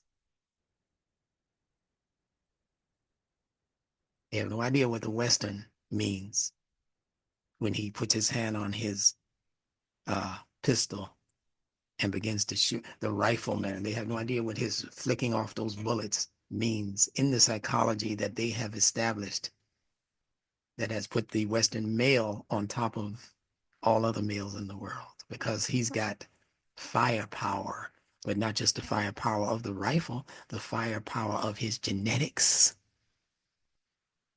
Those bullets are the sperm knocking off the other people, knocking off the Indian, knocking off the African. Their sperm. He's knocking you off with sperm power, the power of his genetics and what he thinks is so superior that's in his genetics. It's powerful. This ain't no overnight study. But Allah has blessed me to come into much of this information based on my diligent study of much of Imam Muhammad's words and works. Not all of it. I didn't get all of it from him. A lot of it my own brain put together. You only need a few clues in most cases. But that's what we're dealing with here. So all of this circles around to regroup in the area of the fitrah. Because all of these things are born out of the fitrah. But there's one important statement that Imam Warithuddin Muhammad did make. He said that the fitrah only benefits you when you are conscious of the fitrah. Isn't that something? It exists, but you don't recognize it because you don't recognize what's going on. That's why Allah says about his instructing signs called ayat. He says that he has placed ayat in the skies. He's placed ayat in the earth. He says, and in you, meaning all of us. He said he also placed like signs, similar signs. He says, but most people go on heedless, paying it no mind whatsoever. Most of us see nature as being aesthetically pleasing. The color of the sky, the whiteness of the clouds, how they float, the gentleness of the breeze, all of these things in nature that please us on the level of beauty, comfort. That's how most humans see the fitrah, but they don't see the messages in the fitrah, in those ayat, in those instructing signs. They are meant to instruct your brain, but most people don't see it. They don't even know to look for it. They're heedless. That's a different way of saying that they are headless. You can have your body, but you don't have a head. You don't have your five senses. You are, for all intents and purposes, dead up from the neck up. How do you say? Yeah, dead up from the neck up or something like that. No, dead up. Yeah, I think it's dead up from the head up or something like that. Yeah, because your five senses are here: seeing, hearing, smelling, tasting, touching. All five senses are located in the human head. So if the head ain't working right, your senses aren't working right. And if your senses aren't working right, your perception is going to be off of what's going on in the world. And that's why so many people look like they are cuckoo for Cocoa Puffs, because they can't see straight. They cannot perceive correctly. So this whole effort is about perceiving the fitrah correctly. That's what life is. And the fitrah has established for us what should be the authority. This is where we began. The fitrah is establishing what should be the proper authority. The Qur'an is the authority, and the Qur'an should be what we are basing our authority on. We shouldn't be basing it on what the authority is in Saudi Arabia or in somewhere in Pakistan or Egypt or Greece or Rome or Morocco or any of these places that we go and we see people ruling the land and we say, man, I'd like to be in his position because he's got gold and diamonds and women. You're judging by the wrong authority. See, the word authority has the smaller word in it, author. So the true authority should be the one who is the author of what you're looking at. Who is the author of nature? Is it King Fahd, King Fazel, Queen Sheba, Queen of Sheba? Are these people the real authority? And as you continue to read the Quran, you find out that all of these authorities fall by the wayside in time. Because authority in the world's sense of authority is designed to rise and fall like that egg we were talking about that sat on the wall. It's called the vicissitudes of time that eventually catch up with everybody who gains power to eventually have that power dissipate and disappear. It happens in everything created. In this physical life, we're born and we grow to be strong as teenagers and young adults, and then eventually that power that you used to gloat over is going to dissipate. You're going to feel more pains in your hip. One of your legs might go bad. And before you know it, you might be on your back and out of here because that's just the nature of life. That's your challenge. So authority lies with the creator of authority, first and foremost. So we have to give all of the praise to Allah first and foremost before we give it to any worldly authority. You can respect worldly authority, the king or the president or whoever it is in your cipher, they call it, in your circle. But you're not supposed to worship them, and you're not supposed to support their authority if their authority goes against the overriding and overarching authority called Allah subhanahu wa ta'ala. So they're asking you to do something that Allah says you shouldn't do, then you don't do it. Well, what if they killed me? We spoke about that earlier. Out of your three brains, the top brain can say, I ain't gonna do it, even if you kill me. When they offered the COVID jab, most people said, I'm scared if I don't take this. They're telling me that I could just drop dead from this invisible enemy that just attacked us. So I'm going to take this jab and just pray for the best and be done. Mistake. And I'm not trying to scare anybody out there with this. I'm just telling you the plain fact, the plain truth that I've been teaching since they said there was a COVID vaccine. I said, don't do it. Do not take this vaccine. And all of these years later, people are dropping like flies all over this country, not to mention the world. They are literally, every newspaper every day has another young person dropping, you know what, unalived. I guess I have to use the language now. They are unalived. You follow? Mhm. And they're 34 years old, 28 years old, 52 years old, still a young person.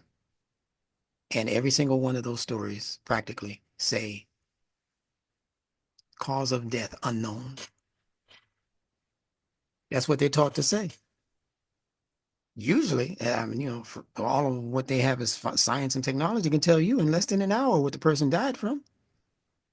At least before the day is done, they know what he died from. It's not rocket science. But all of a sudden, cause is unknown, cause of death unknown. So what I'm saying to people out there is that it's never too late to turn your train around and go back in the opposite direction. They have, I'll call them remedies. They have remedies for that shot. They have things you can be doing right now if you're experiencing any of these symptoms and maladies and these other things that unfortunately you did not know would affect you, but the people who gave that shot to you, they knew it. Dr. Fauci and the rest of those, they knew it. And some of those people are about to go to jail for a very long time. I don't care. You say, oh, well, he's been, what do you call it? President Biden, what's the word? Pardon. Yeah, he pardoned them. That's what you think. That's what you think. Did he really pardon them? They're finding out now that wasn't even his signature.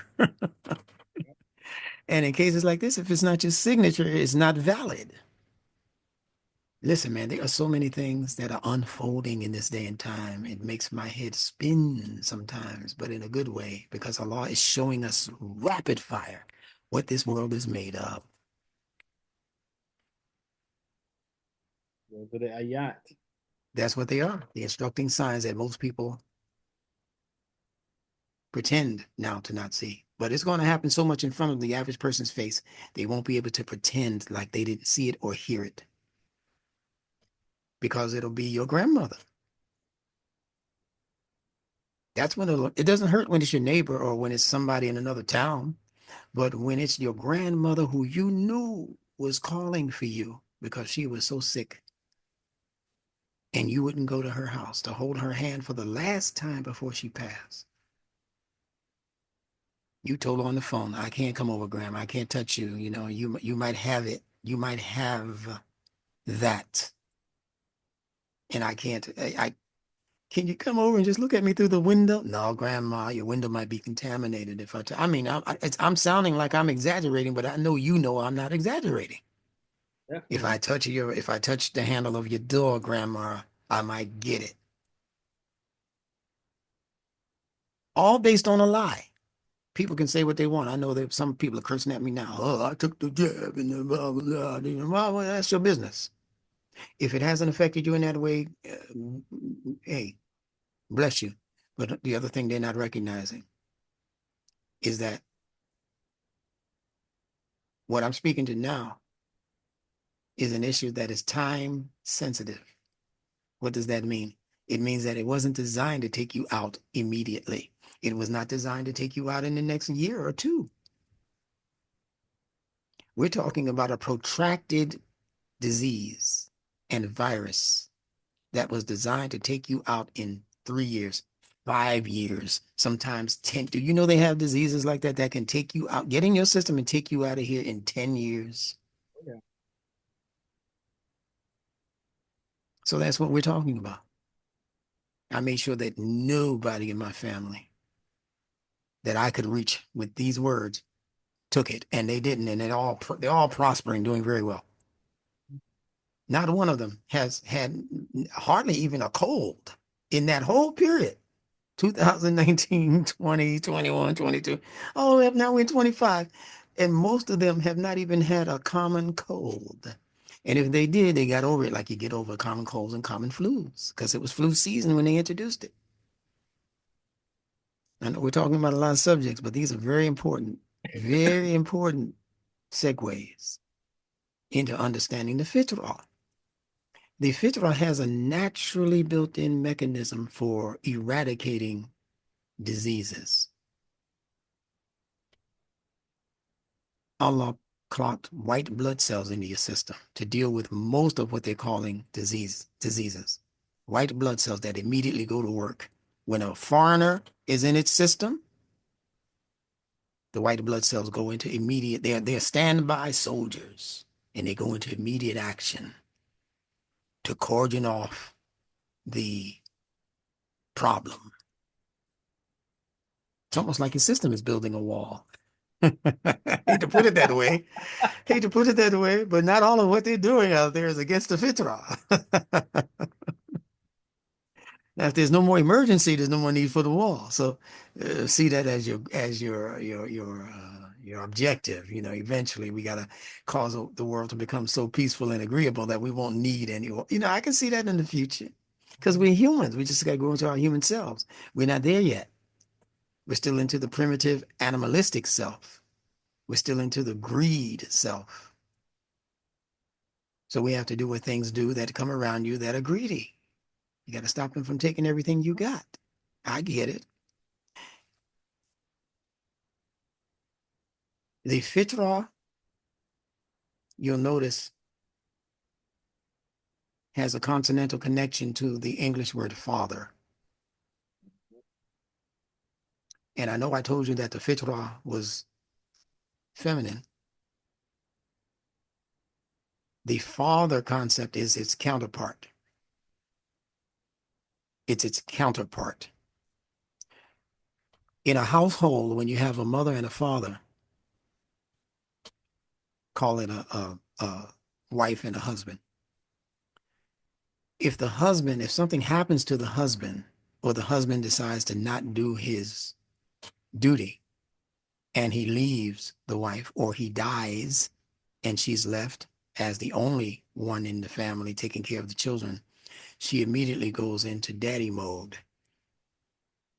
She immediately begins to assume some of the responsibility of the father, the protector of the house, the wage earner in the house, the one who checks on their education, makes sure they're learning properly in school.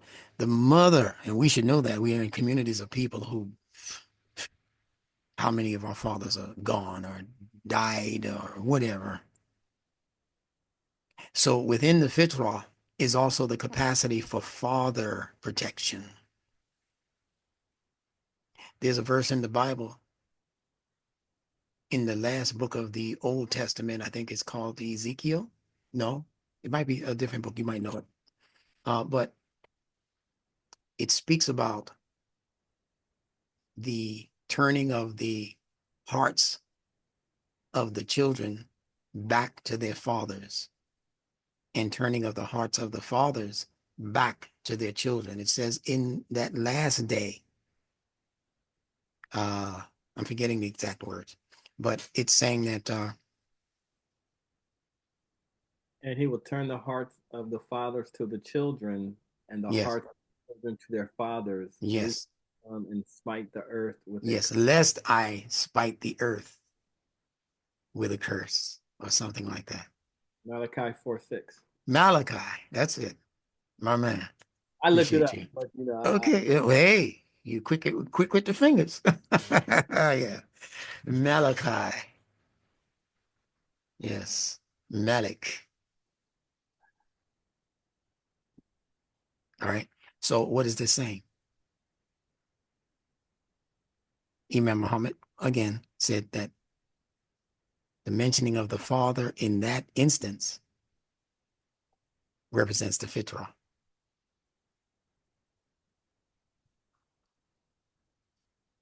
So what is it saying?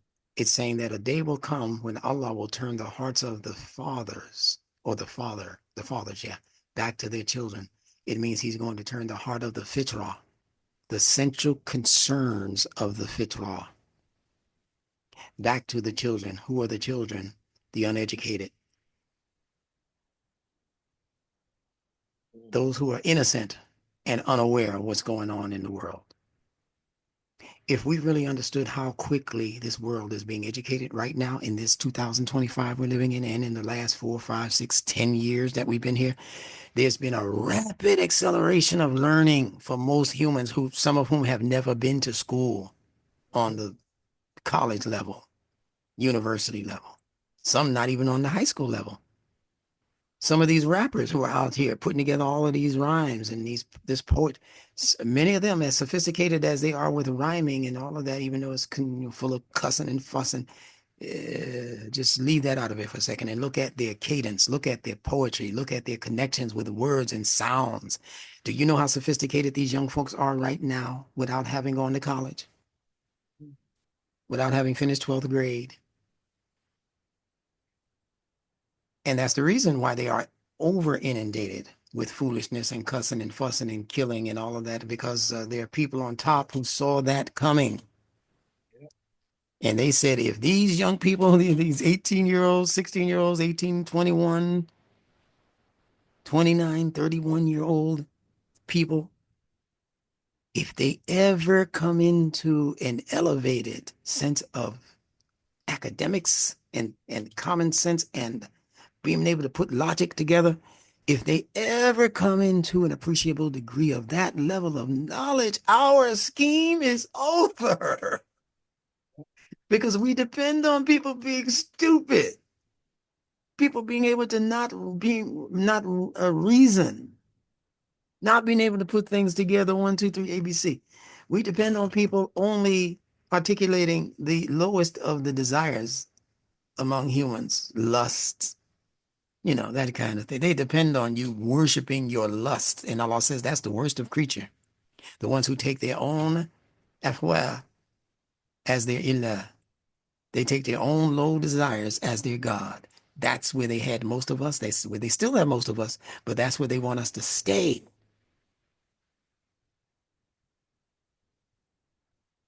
Make sense? Well, it does, because you can see that throughout hip hop.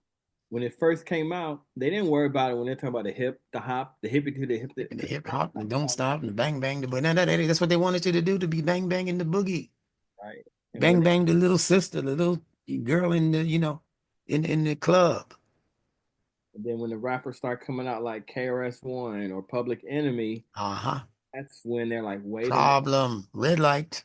And they put NWA and all the gangster stuff out. Right up front. Or Ice like, Cube, right up front. That's right.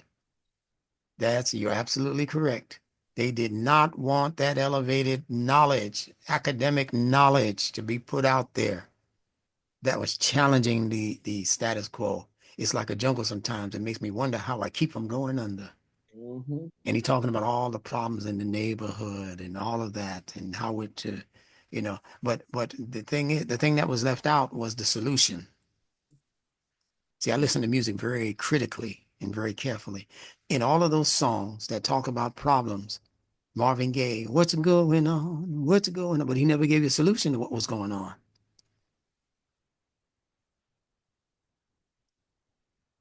It's like a jungle sometimes. It makes me wonder how I keep from going under. No, if you don't have a solution, then that's going to lead you to begin doing things that are worse than what you were doing before you knew that was the case.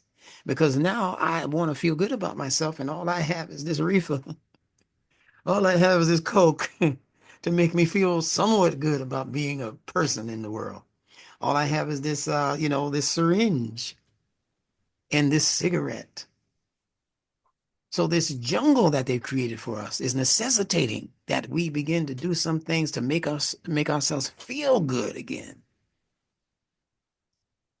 And that's how they got us into the drug and the alcohol markets. Nobody had a solution. That's where they had us stuck.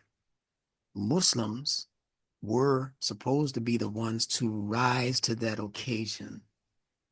And when I say Muslims, I'm talking particularly about the so-called African American Muslim, who at that time in the late 70s, early 80s was given free reign to begin developing their cultural side.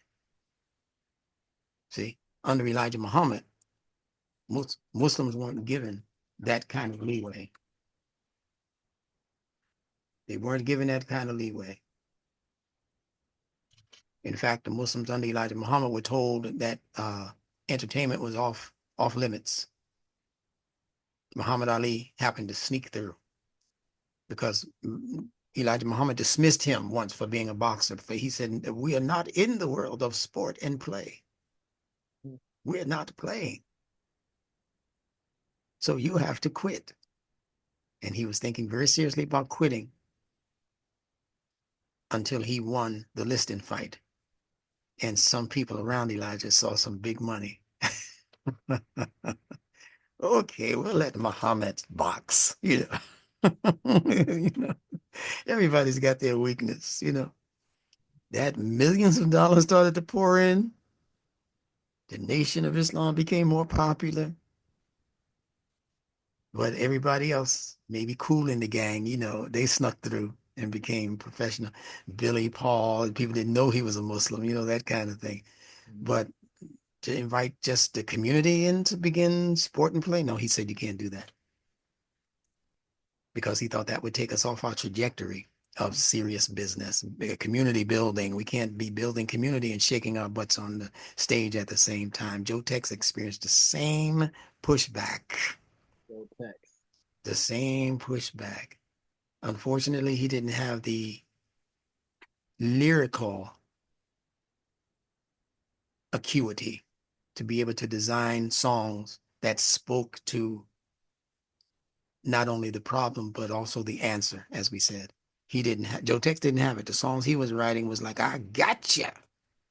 You thought you got away from me, didn't you? Come on, girl, get back. Come on. Hey, I gotcha." And that's as far as he could go. That was his background, chasing women. But he was still doing that after he joined the Nation of Islam. And the nation let him do it because he was making money. So I'm saying these things so people won't get overly infatuated with these artists and these celebrities and these entertainers. Many of them were in desperate straits, money problems for days, women problems for days, problems with their children, problems with losing their homes and their automobiles. And they were in worse shape than many of us who think we're doing halfway all right. So we can do this all again, man. We're in the process where we are in an opportunity zone where we can actually turn this thing around, except that we have to not depend or overly depend on the very young among us, like the preteens and the teenagers, like we used to, for our entertainment. What we have to do is introduce them to these lofty concepts, like what we're dealing with in Nunetics and the subject matter that we're dealing with, and pray to Allah that He brings out of that young group of preteens and teens and young adults, that He brings the sophisticated mind that can begin to develop the lyrical content that can speak to these issues without isolating our young people and causing them to feel like, oh, you know, these guys, they just don't want us to have no fun. No, you can have all the fun you want, but it's called a righteous fun. It's called a responsible fun. It's called not promoting dope and drugs and alcohol in your music, like Jamie Foxx was doing and many others were doing. Blame it on the alcohol. When you hear it, you're 30-year-old somebody, 40-year-old somebody, it's different than when a 17-year-old has to hear that. Mm-hmm. and it's new to his brain, to her brain. Our young people are not even thinking about anything close to marriage because to just lay in a bed with somebody now is so easy. You don't even have a father to come investigate. Say, you don't want seeing my daughter, nigga? How come I ain't seen you before? We used to have that. Safeguards in the house. She used to have to come bring that dude home. Say, yes, Daddy, this is my friend Barry. Friend, what kind of friend? You know what I'm talking about. See, I know you that kind of man. And many of the people who I'm around, they're those kinds of men and women. The man ain't home, she check him. Say, well, where your people from? Where you from? Where you live? And what kind of job you got? What do you do for work? If mother would come out if daddy wasn't there. What you do for work, young man? How old is she? Look at how he's dressed. If he got his pants, if he's sagging, that she got a problem. We used to be like that. We had mores and morals back in the day. And we would check you because we knew that one day, if you guys stay together, you're going to be bringing home something that we don't really want to see and deal with, a baby. Yeah. Yeah, not from this guy. So this is how the whole thing goes for us, man. Right. You understand? Now I'm going to let you ask the last few questions, and then we're going to try and get up out of here. We'll have another part. Okay. Well, then let me go back here. Yeah. Where we are. Well, of course. I mean, about the Fitrah, that's that continental connection to future. Uh-huh. Uh-huh. Uh-huh. So the There seed, you go. seed represents the future, That's right. and how you what you plant that seed in, what you water that seed with Yes. fertilizer, how you nurture it is going to That's be right. That's how it right. or what the fruit will be. That's right. And even the word fruit has the same consonantal connections as the word fitrah. It's It's just in a different order. It doesn't matter what order the letters are in. It matters that those letters are in the word. right, right. And then even, I mean, what was that one? The nafs. Because even speaking on that, when it said the nafs, the soul is feminine, but then science says that we all start out feminine. That's right. Min nafsin wahidah. Right. So they study Quran. They know. Absolutely. So why should we limit our deen, you know, and not have such a positive impact on the community by That's right. on and learning? And I've told you this before.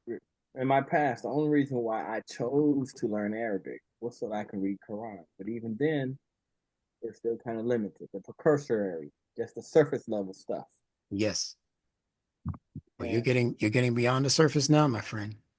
oh, that Listen, I'm going to say this to people who will hear this and not understand how valuable Nunetics is, because we're talking about the fitrah. I gave you an example of another word that has the same consonantal connections, fruit, F-R-T, fitrah is F-T-R, right? Fruit. Look at fruit now. You have the apple, but you have something extra added for the future, the seed. Allah could have gave you the apple and made you wait for another apple to get a seed or to get another apple. Allah gave you the apple, and then he gave you something in the core of the apple called the seed that is able to reproduce not just one time or not just one object, meaning one fruit. One apple, I give you a seed that will produce just one other apple. No, the seeds will produce multiple apples for the future. That's the first thing. There's a word in the Quran that I'm going to consonantally connect that's going to be a mind blower. You ready? mhm. It begins in the fourth surah, An-Nisa. And the word is fadl. Fa, dod, lam, or FDL. D interchanges with T as what is called a dental. L interchanges with the R. Yes, it's called the labial that you just mentioned. So FRT interchanges with FTR, which is future, which interchanges with the fadl word, which is FDL, which interchanges with FTR, fitrah again. So whatever this fadl is, that Allah says He gave the one over the other. Some people think it's saying He gave the man fadl over the woman. No, that's not what it says. Allah says that He gave the one an advanced portion over the other. Again, they think that's talking about males and females. It's not. Looking for, it's Anisa. Mm-hmm. And it's the first verse. Right as it's talking about. Yeah, you know, I talk about that. واحد وخلق من زوجهم وبث منهم رجالا كثيرا.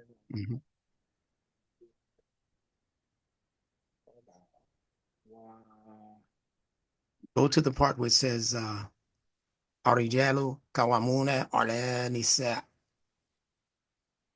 I believe it's in the fourth surah. Yeah, well, I'm gonna do this real quick because you've taught us where to go. And when I was looking up the other word before, I was gonna look up Qur'an. Yeah. And what came up was cool, which we spoke about the Quran being. That's right. And it just came up like that. Yeah. Listen, AI is going to be our best friend in a minute once we learn how to manipulate it. Oh, but yeah. go to type in Anisa, the women. Anisa. Mm-hmm. Mm-hmm. And read the first few ayat. It says, "O mankind, fear your Lord who created you from one soul and created from it its mate and dispersed from both of them many men and women. And fear Allah through whom you ask one another and the wombs. Indeed, Allah is ever over you an observer." Okay, I may have the wrong surah. Let me just look. Let me just think back. I'm talking about where it speaks about the men being the maintainers for the women. Okay. Men being a maintainer. Hold on.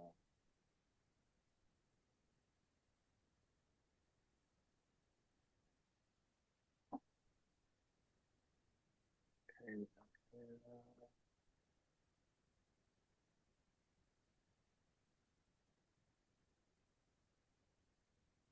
Yeah. Let me just type that in. Men maintain. I think I have it. Yeah. Yeah, it's surah. Oh, I see what it is. It's surah 4, but ayat 34, beginning with 34. Okay. Or the actual ayat is 34. Yeah. There you go.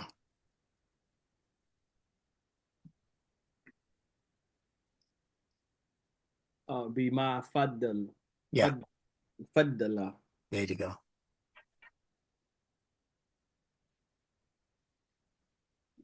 What does your English translation say? Men are in charge of women by right.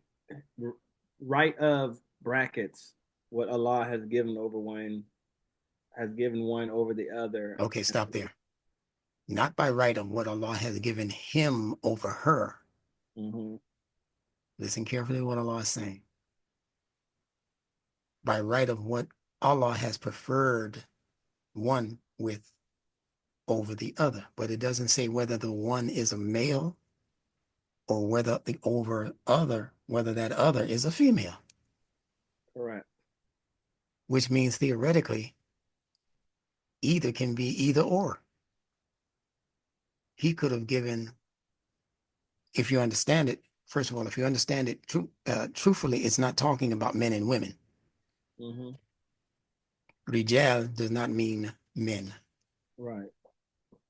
There are places in the Qur'an where rijal means both males and females.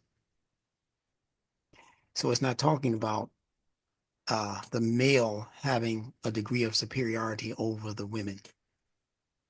And that's what we've been taught to believe as Muslims, that is talking about male superiority, especially when you say Arijalu,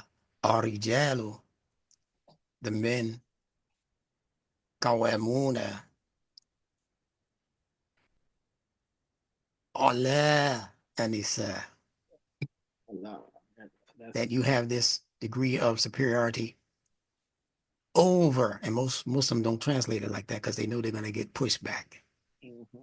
That men are the guardians over the women. You see how that sounds? Mm-hmm. They just say of women. And then it tells you why. Because of what Allah has preferred, not forced, preferred one with over the other. But Because, yeah, yeah. All of those precious words, man, when you understand them numetically, you get the picture. You get the picture. Because of what they spend to support them from their wealth, and that's still a mistranslation. And we'll go over that maybe in the next class. But my point here is that Arijalu represents an authority figure. We're talking about authority right now. mm-hmm. And it represents an authority figure or an authority group. And in that group, what I'm saying to you is that the people in that group can be male or female. When you look at the word rijal, this is where they got the English word regulate. Mm-hmm. The G interchanges with the J. Okay. It's where we get the word regular. Rijal. Regulate, regular. It's also where we get the word, get this, regal. You see the concept of superiority coming in? And legal constantly connected. Yeah, legal and regal. That's right. So now it's dealing with those who are in charge of the law. That's the authority, right? Mm-hmm. Yeah, those who are in charge of the law. Legal jurisprudence. So is that talking all about that? Is the male the head of every legal department in the world? No. Legal jurisprudence? Are males the only judges in the world? The only people to lay down legislation? See, legislation, legal? Because it's not talking about gender. It's talking about justice in terms of the regulation of roles in society. And more importantly than in society, it's talking about the regulation of roles that Allah has clocked right into your human life. He's clocked these things into your very biology. These are regulators. Your blood regulates. It regulates temperature, regulates a lot of things. Your sperm is regulated. How many of them reach the egg at one time? How many of them, how many women, how many eggs are ovulated by a female? Every month. That's regulation. She's got a regel in her. Then specifically with men, I'm sure you know and learn. I remember the first time that I realized it, it freaked me out. But you know, when you're young, men's testicles move to regulate the temperature. That's right. That's right. That's why I say it doesn't pay to wear what do you call them? They call hot pants. You know, when they started making the brothers dress up like John Travolta, and staying alive, and he had them hot, them tight pants showing all his outline of everything. You're killing your sperm when you do that. Your sperm need to breathe. Your testicles, they need to breathe. So many things we do go against Allah's fitrah, but we're not paying attention to the ayat, right? Mhm. So it's not talking about those things. It's talking about regulation on a level of your biology, your psychology, and these other important internal things that are happening in each and every one of us as humans. It gives no favor to females, it gives no favor to males. The only favor is to your human disposition. And both of you, this becomes guidance for humanity equally for both males and females. The way they present Islam to us, it only becomes the important factor for regulating the life of males in this world. And the Mhm. females are just like tag-alongs. Just do what we do and keep your mouth quiet, and you'll make paradise. They say Muhammad had a vision, a dream where he was in hellfire. And, when he came and told us about it, he said the majority of the people in hellfire were women. What? Oh, that's a popular one. The majority of people that's why they hate the prophet and these other religions. I can't blame them. If that's all they've been fed, the Muslims, this is what they believe. Look, it's in their famous Hadith books, Hadith about Muslim and Bukhari. They say that Muhammad went to hell before he went to heaven. And when he went to hell, he saw that the majority of its inhabitants were women. And then it tells you why. It says because they disobeyed their husbands. That's one of the reasons. They disobeyed their husbands. Can you imagine? I cannot. So then when the hadith said that the Prophet sallallahu alaihi wasallam said that paradise lies at the feet of a mother, Yeah. and if the It- majority were wives, yeah. wouldn't that stand to reason that a chance a lot of them were mothers, and so that's kind of like contradiction. Well, it was an incentive for women to have more babies. That part. Some of the biggest scholars have already said, "Nah, that's a weak hadith. It's daif. It's weak." They like it because it sounds nice.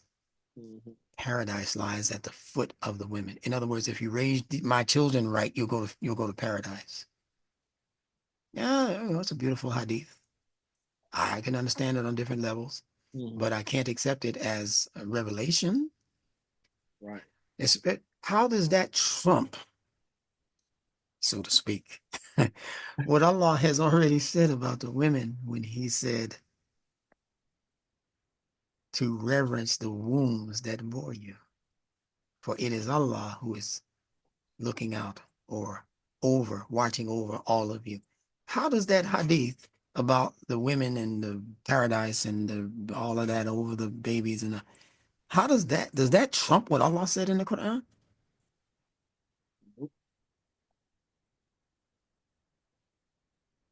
That's all I'm saying. Why would I need that hadith when what I need to know is already in the Quran in several places? A complete Quran. Yes. The hadith relegates it to something physical. The physical woman, her physical womb, and her physical babies. The Quran, when it says, and reverence the wombs that bore you, is talking about wombs that you don't even know about.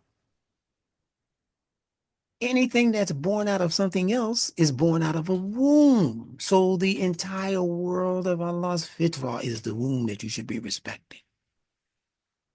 And it includes males and females. Mhm. Not just because you had a physical baby. That's not talking to you. The Quran, in every instance of its revelation, is speaking to males and females alike evenly.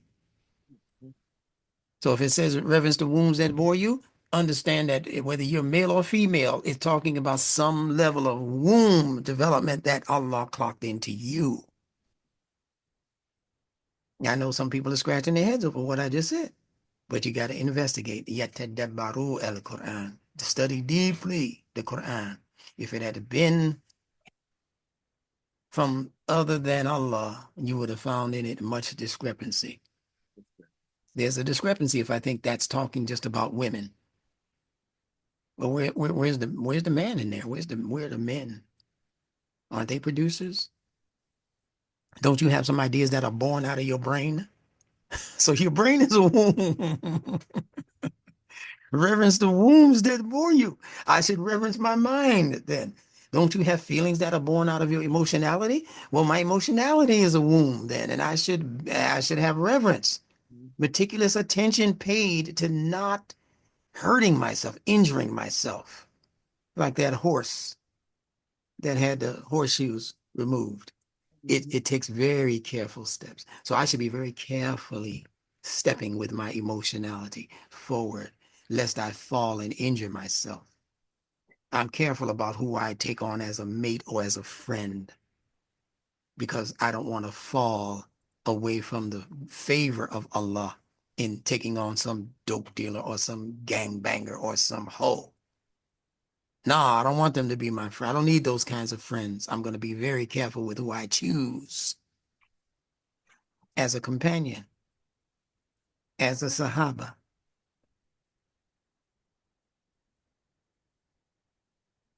And these people who are teaching us this deen thing, they make you think that all of the Prophet's Sahaba were men,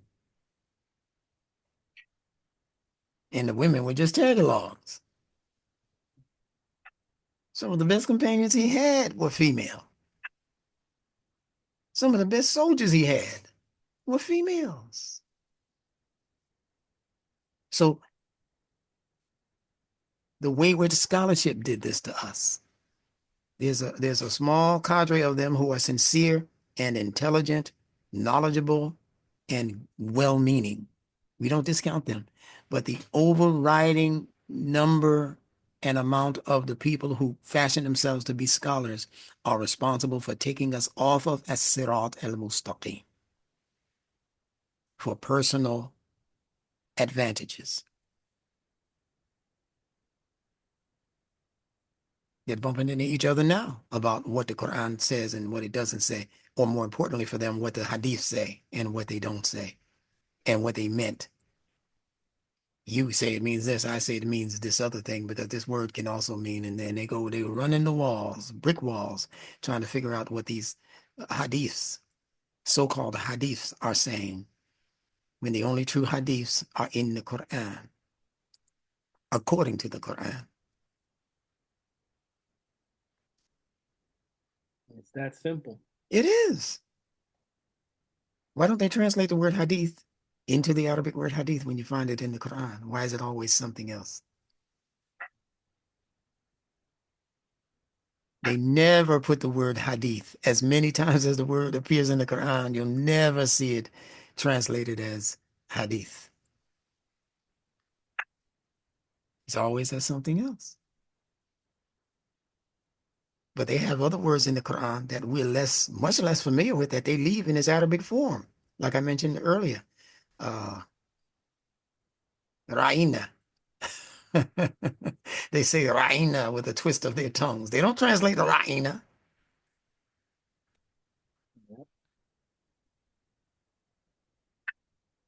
But they translate hadith out of Arabic, so you won't know it's in the Arabic, because they know most people don't read Arabic. And that was the trick as they began to bring the religion from country to country. They knew these were not Arabic speaking people, so now they had carte blanche to translate this the way they wanted to and make you think this Arabic word meant that Arabic word. And that whole game started in ancient Persia, Iran, by the Zoroastrian translators of the Quran. The Zoroastrians lost the war between the Arabs and the Zoroastrians, and they had to acquiesce to the Arab conquest and their power to expedite the taking over of Persia by the Arabs.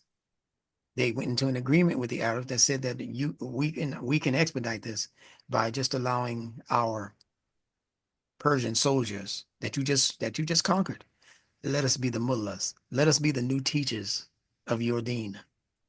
And you can get this job done a lot quicker than you guys, you few guys just trying. So the Arabs agreed. They said, yeah, that'll make our job a lot easier if you just go ahead and, teach us our religion. What a mistake. So they had a language very similar. The Persian language, Urdu, they very similar to Arabic. So they began to displace and misplace and mistranslate much of the original Arabic, that the Quran was teaching. So many of the words that we have now that we think are in the Quran, such as mu'min, meaning believer, that's not what that means.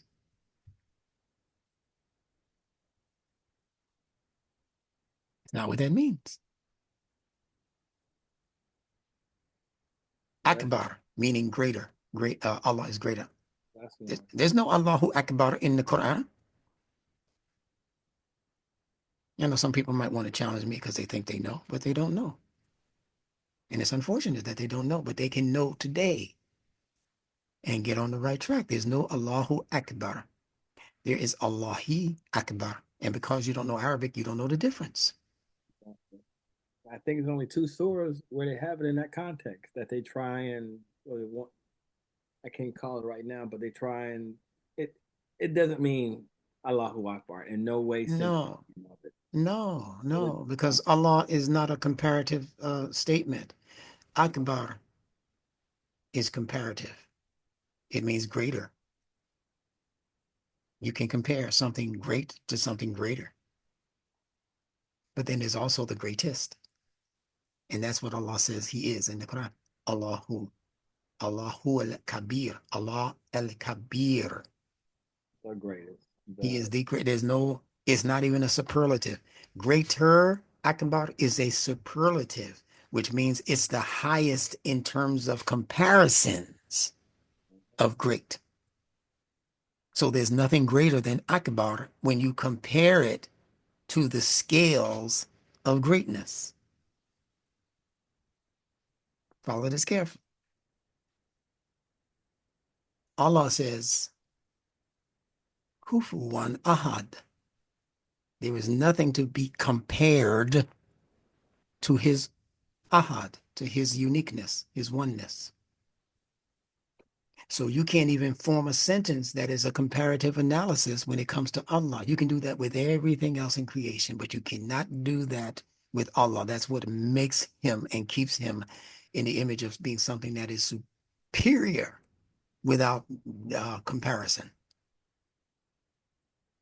The Quran calls the sun Akbar, S-U-N, in the conversation with Ibrahim. It calls the sun. He says, he looks at the stars and one of them fall and he's, oh, that can't be my Lord, right? Then he looks at the moon and he says, oh, but then it began to wane and he says, I can't be my Lord. Then it says, oh, the sun, the greatest of all, Akbar is the word that's used. This is the greater.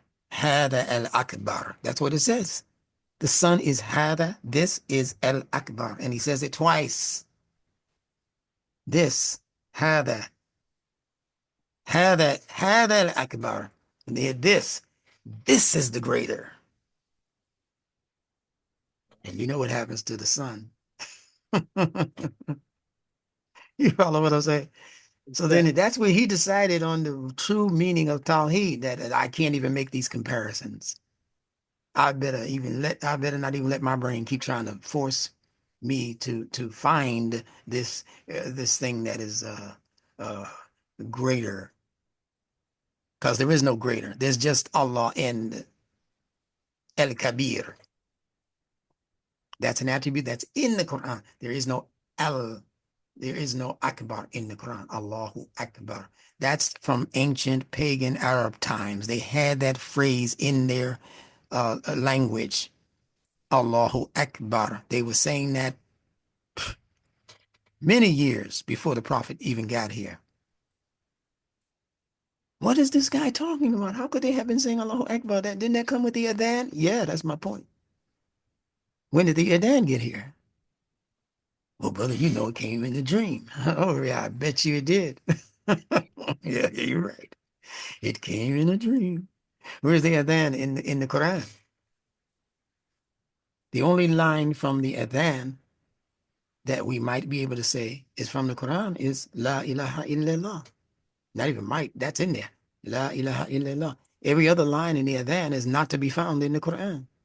Allahu Akbar, Ashhadu an la ilaha illallah. That's not in the Quran. Ashhadu anna Muhammad Rasulullah. That's not in the Quran. Hayya ala salah. That's not in the Quran. Hayya ala falah. That's not in the Quran. Qad qamat as-salatu, qad qamat as-salah. That's not in the Quran. Allahu Akbar, Allahu Akbar. That's not in the. But the very final word, La ilaha illallah. That's in the Quran in several places. So what are you saying to us, Instructor Bilal? We shouldn't be calling the adhan when we're about to make this. Yeah, that's what I'm telling you. Speaking the truth. You're following a false, phony, fictitious history when you establish the adhan. Even the word adhan was not in the Quran. The word ameen at the end of the salah, the physical ritual. Ameen, that's not in the Quran.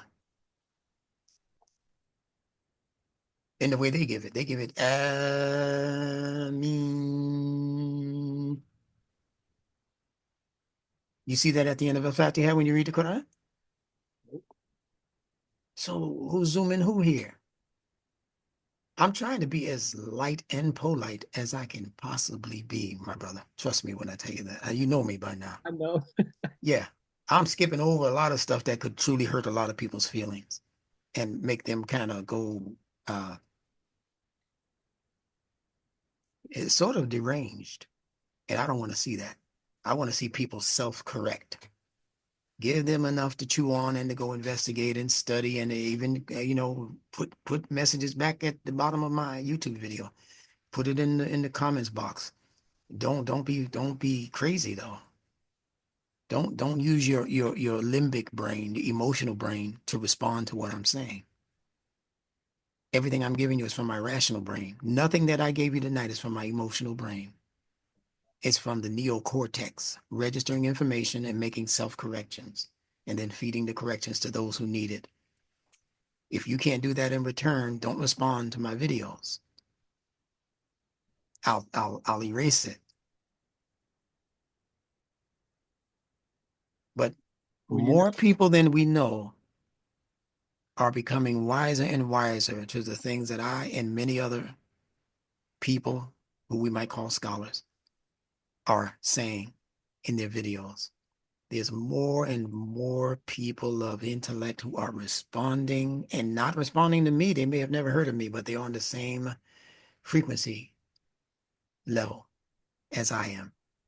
Because I'm not doing this. Allah is creating this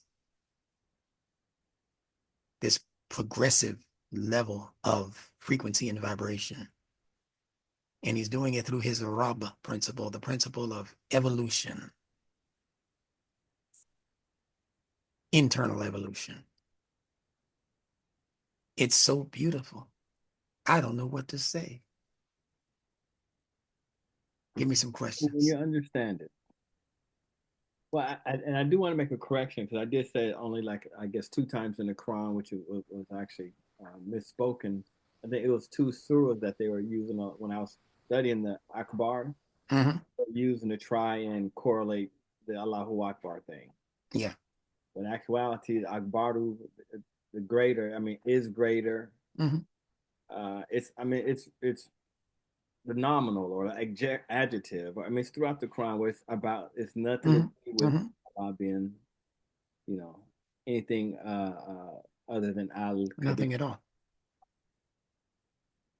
In And fact, there's one ayat in the Quran that he uses that phrase, but for shaitan. And he's Akbar. And lo and behold, in the history of this deen, there is an instance in the history when the ancient Arabs used to call their God, who was called Allah. Mm-hmm. They used to call him Akbar. Now people say, well, what are you saying? You're saying what we're saying. No, I'm not saying Allahu Akbar. I'm not saying Allah. I'm saying Allah is El Kabir, like the Quran says he is. But I'm not saying when they say Allahu Akbar that they're saying what we're saying. They're not. Because the Allah that they're talking about is the pagan God. Allah, who existed as the supreme ruler over the 360 gods of the Kaaba in the Mm-hmm. region. They called him Allah with an elongated alif over the lam. Right. Now, that might not be important to people who don't speak the language, but the people who do speak the language, they caught that right away when I said it. If you look in the Qur'an, look for the vowel symbol that's over the lam in Allah. It's going to be what's called a dagger. No, pardon me. No, it's going to be what is called the fatha, the alif fatha, just a regular fatha over the shadda that's over the lam, over the lambs, right? Just a regular fatha, meaning what? That the sound of the fatha, which is is just one beat long. Mm-hmm. Allah, that's it. The one that they put over the one that have been introduced to us through the scholarship, through the books that they've written on Al-Islam, if you look at it in Arabic, that's going to be what's called a dagger Right. alif, which gives it two beats. Mm-hmm. Then they'll get real fancy with it in some places that are not the Quran, where they give it what is called a madda alif, which is that it looks like an eyebrow. That sign, it looks like an eyebrow. Yeah. And that means you can stretch the sound of that vowel until you run out of breath, like they do in the Adhan when they say the word Allah. Where's that pronunciation in the Quran? How could Muhammad have changed the pronunciation of something that Allah gave him and told him that he had no right to change it? And if he changed it, I will grab him by his right artery and cut it. That's in the Quran. We could not.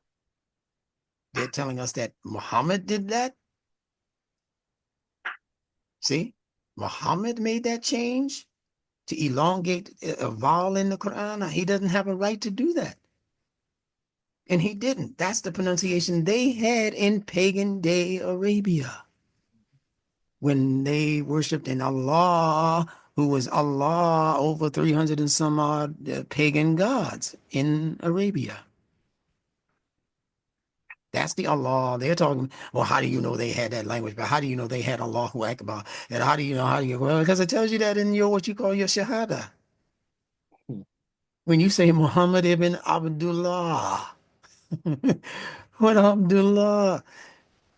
If he was Ibn Abdullah, he's the son of Abdullah, which means he was here before Muhammad. Mhm. And his father's name was Abdullah. Well, what Abdullah was this? What servant of Allah was this talking about? His father didn't know anything about Allah, like the Quran is talking about Allah. His father was a mushrik. He was a pagan.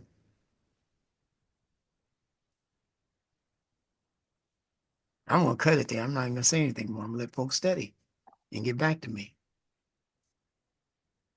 So they're going to go down many branches.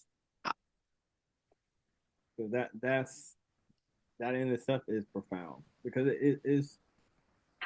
And again, that's why I used to always emphasize a lot of places I went to masjid, especially nobody that speaks Arabic. I say, look, you should learn Arabic or a precursory understanding of the letters at least, so you can see what's in there. Because if not, you're gonna listen. Absolutely.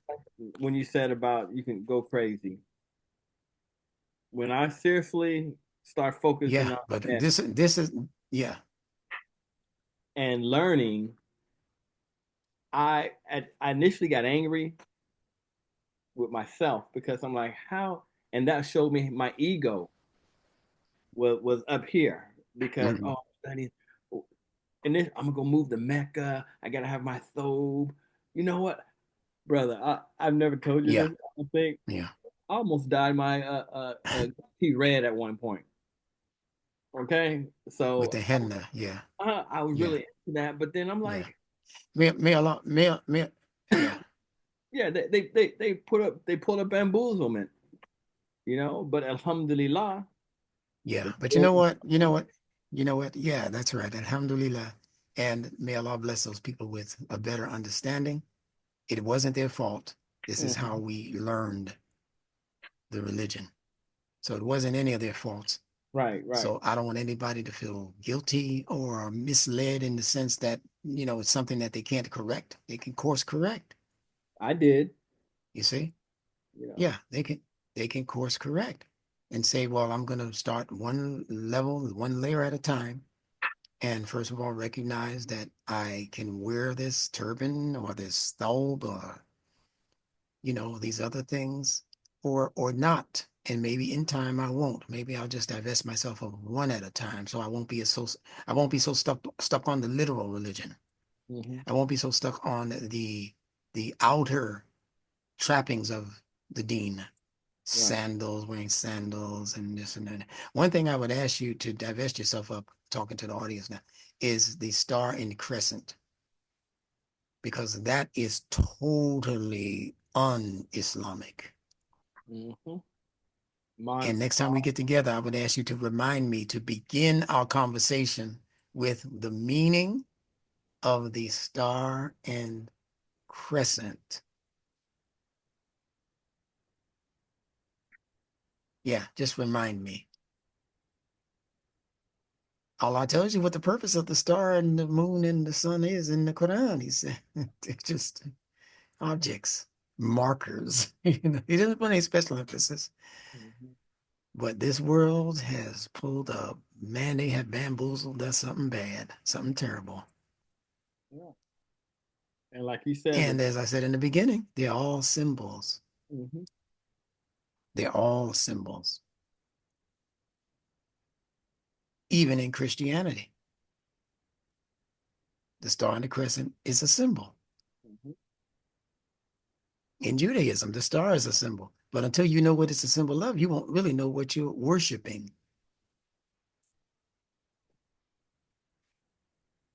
But it's not what Allah asks you to give your attention to in this Quran. When you look at the picture of the Black Madonna, a lot of people don't know what that is. But in the Catholic Church, they have something called Madonna and Child. And it is a picture of what is supposed to be Mother Mary cradling the baby Jesus in her arms, looking down at him, cradling him. When you understand this symbolism, you'll understand that Mary is fashioned as a crescent moon, a crescent moon. That's what your arm is. It's a crescent. And she's holding the baby, which is the star. So that picture of Madonna holding the child is the same picture of the crescent holding the star. Or I said the star, but I meant the baby. The crescent holding the star is the same picture as the Madonna Mary holding the baby Jesus. That's in one of my books too. If folks want to order it, just put it in the chat box. But these are things that we need to understand if we're to go forward intellectually in understanding our own deen and the deen of other people and where we are in history. These things do not make us evil because we used to give ourselves to them. We used to worship them in many cases. We used to fight people over what Islam is and ain't, and what Christianity is, and why they are our enemies in religion, and the Jews, who can't change their ways, they're going to hell, all of them. And we got all of these weird, strange ideas about people, and if you're not a Muslim, you're going to hell. And I mean, we got all kinds of cuckoo ideas that we've inherited from cuckoo leadership on the most part. Mhm. But we do not have to suffer and bear these ideas anymore. The understanding of the Quran on a letter by letter, Fitrah based basis is here now. And don't reject it because I look like you. Don't reject it because I look like you. I don't look like somebody from the Middle East. I'm talking to my people now. Don't reject what I'm saying because I'm not wearing a turban and a thobe and chewing on a miswak or wearing sandals and all of that. Don't reject what I'm saying. You know it sounds right, but don't reject it because I didn't go to Al Azhar. I didn't go to the University of Medina. Don't let that be the reason why you're not listening to this common sense language. Allah gave you common senses. You weren't born in a university. And especially after you know that the university is really bent on teaching you political and economic ideas to keep themselves in positions of power and control. That's the reason for the splitting up of the so-called schools of thought into Sunni and Shia and these other fabrications in history. Muhammad the Prophet was not a Shia. He was not a Sunni. He was not an Ahmadi. He was a Muslim that grew into his Mu'min identity. Mm-hmm. That could not waver and be changed at a whim. Allahu al-Kabir. Indeed. All right, so I got to get ready to go. Oh yeah, I heard my wife back there cooking, so I was like, "Uh-oh." But when I'm with you, I know There you go. Same thing here. but yeah, Yeah, she let you get away with it. oh yes. But it definitely, I got so The much. power of the feminine principle. I acknowledge it. Alhamdulillah, I didn't intend to be here this long. I Yeah, acknowledge it's a wonderful thing, man. it What's is. happening in the world, and we want to give as much as we can give because none of us know how long we're gonna be here, and that's Yeah. a fact. So we give what we can give when we can give it. And I say to the people who listen to this sometimes who think that I talk too long or the session is too long, don't get bent out of shape. Don't let the emotional brain get you like all twisted out. Why don't you look? The video has an amount of time to it. What is it? 2 hours, 2.5 hours, 3 hours, whatever we've been speaking. But Mm-hmm. why can't you just play a little bit at a time? Play it in your car. Why do people get so bent out of shape because I give a 4 hour lecture? You got a timestamp on your screen. Well, you just stop it, write down what time it is in the video. Okay, we've been going 32 minutes, and that's all I can take. I gotta go eat dinner. I gotta go, give the baby a bath or whatever. And stop it. And when you come back the next day, just start from where you stopped. Why is that not common sense? Why are you arguing and swearing off my videos because they're too long?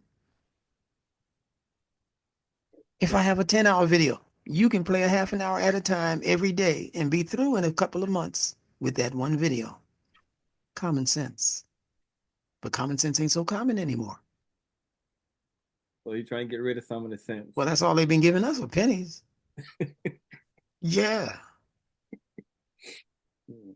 Now, what we should be trying to get rid of is some of the sins. Sins, sins, sins, sins. That makes sense. Yeah, they want to get rid of the brown one. And it's the smallest one. No, the dime is a little bit smaller. Look, the penny is the majority in size to the dime. Well, the dime is, yeah, but the dime is only a little smaller because of who's on it. Well, okay. You know who's on it? Eisenhower, right? Dwight Eisenhower. API. Go look at what he was trying to do, and you see why they don't have a whole lot of love for him. It's not He because. said some things about this industrial military complex. Mhm. Ooh, buddy, he's got to just Google him and put in there uh the military industrial complex. What Dwight Eisenhower said about the military industrial complex. And you'll see why they have no love for him. Made him smaller than Lincoln. Mm. And listen, that's my mom calling me too. So Lincoln had too many links. Yeah, go for it, man. I'm out. all right, Talk to you later. we'll talk soon. And I'll see you Sunday, inshallah. Salam alaikum. Wa Yes. alaikum salam.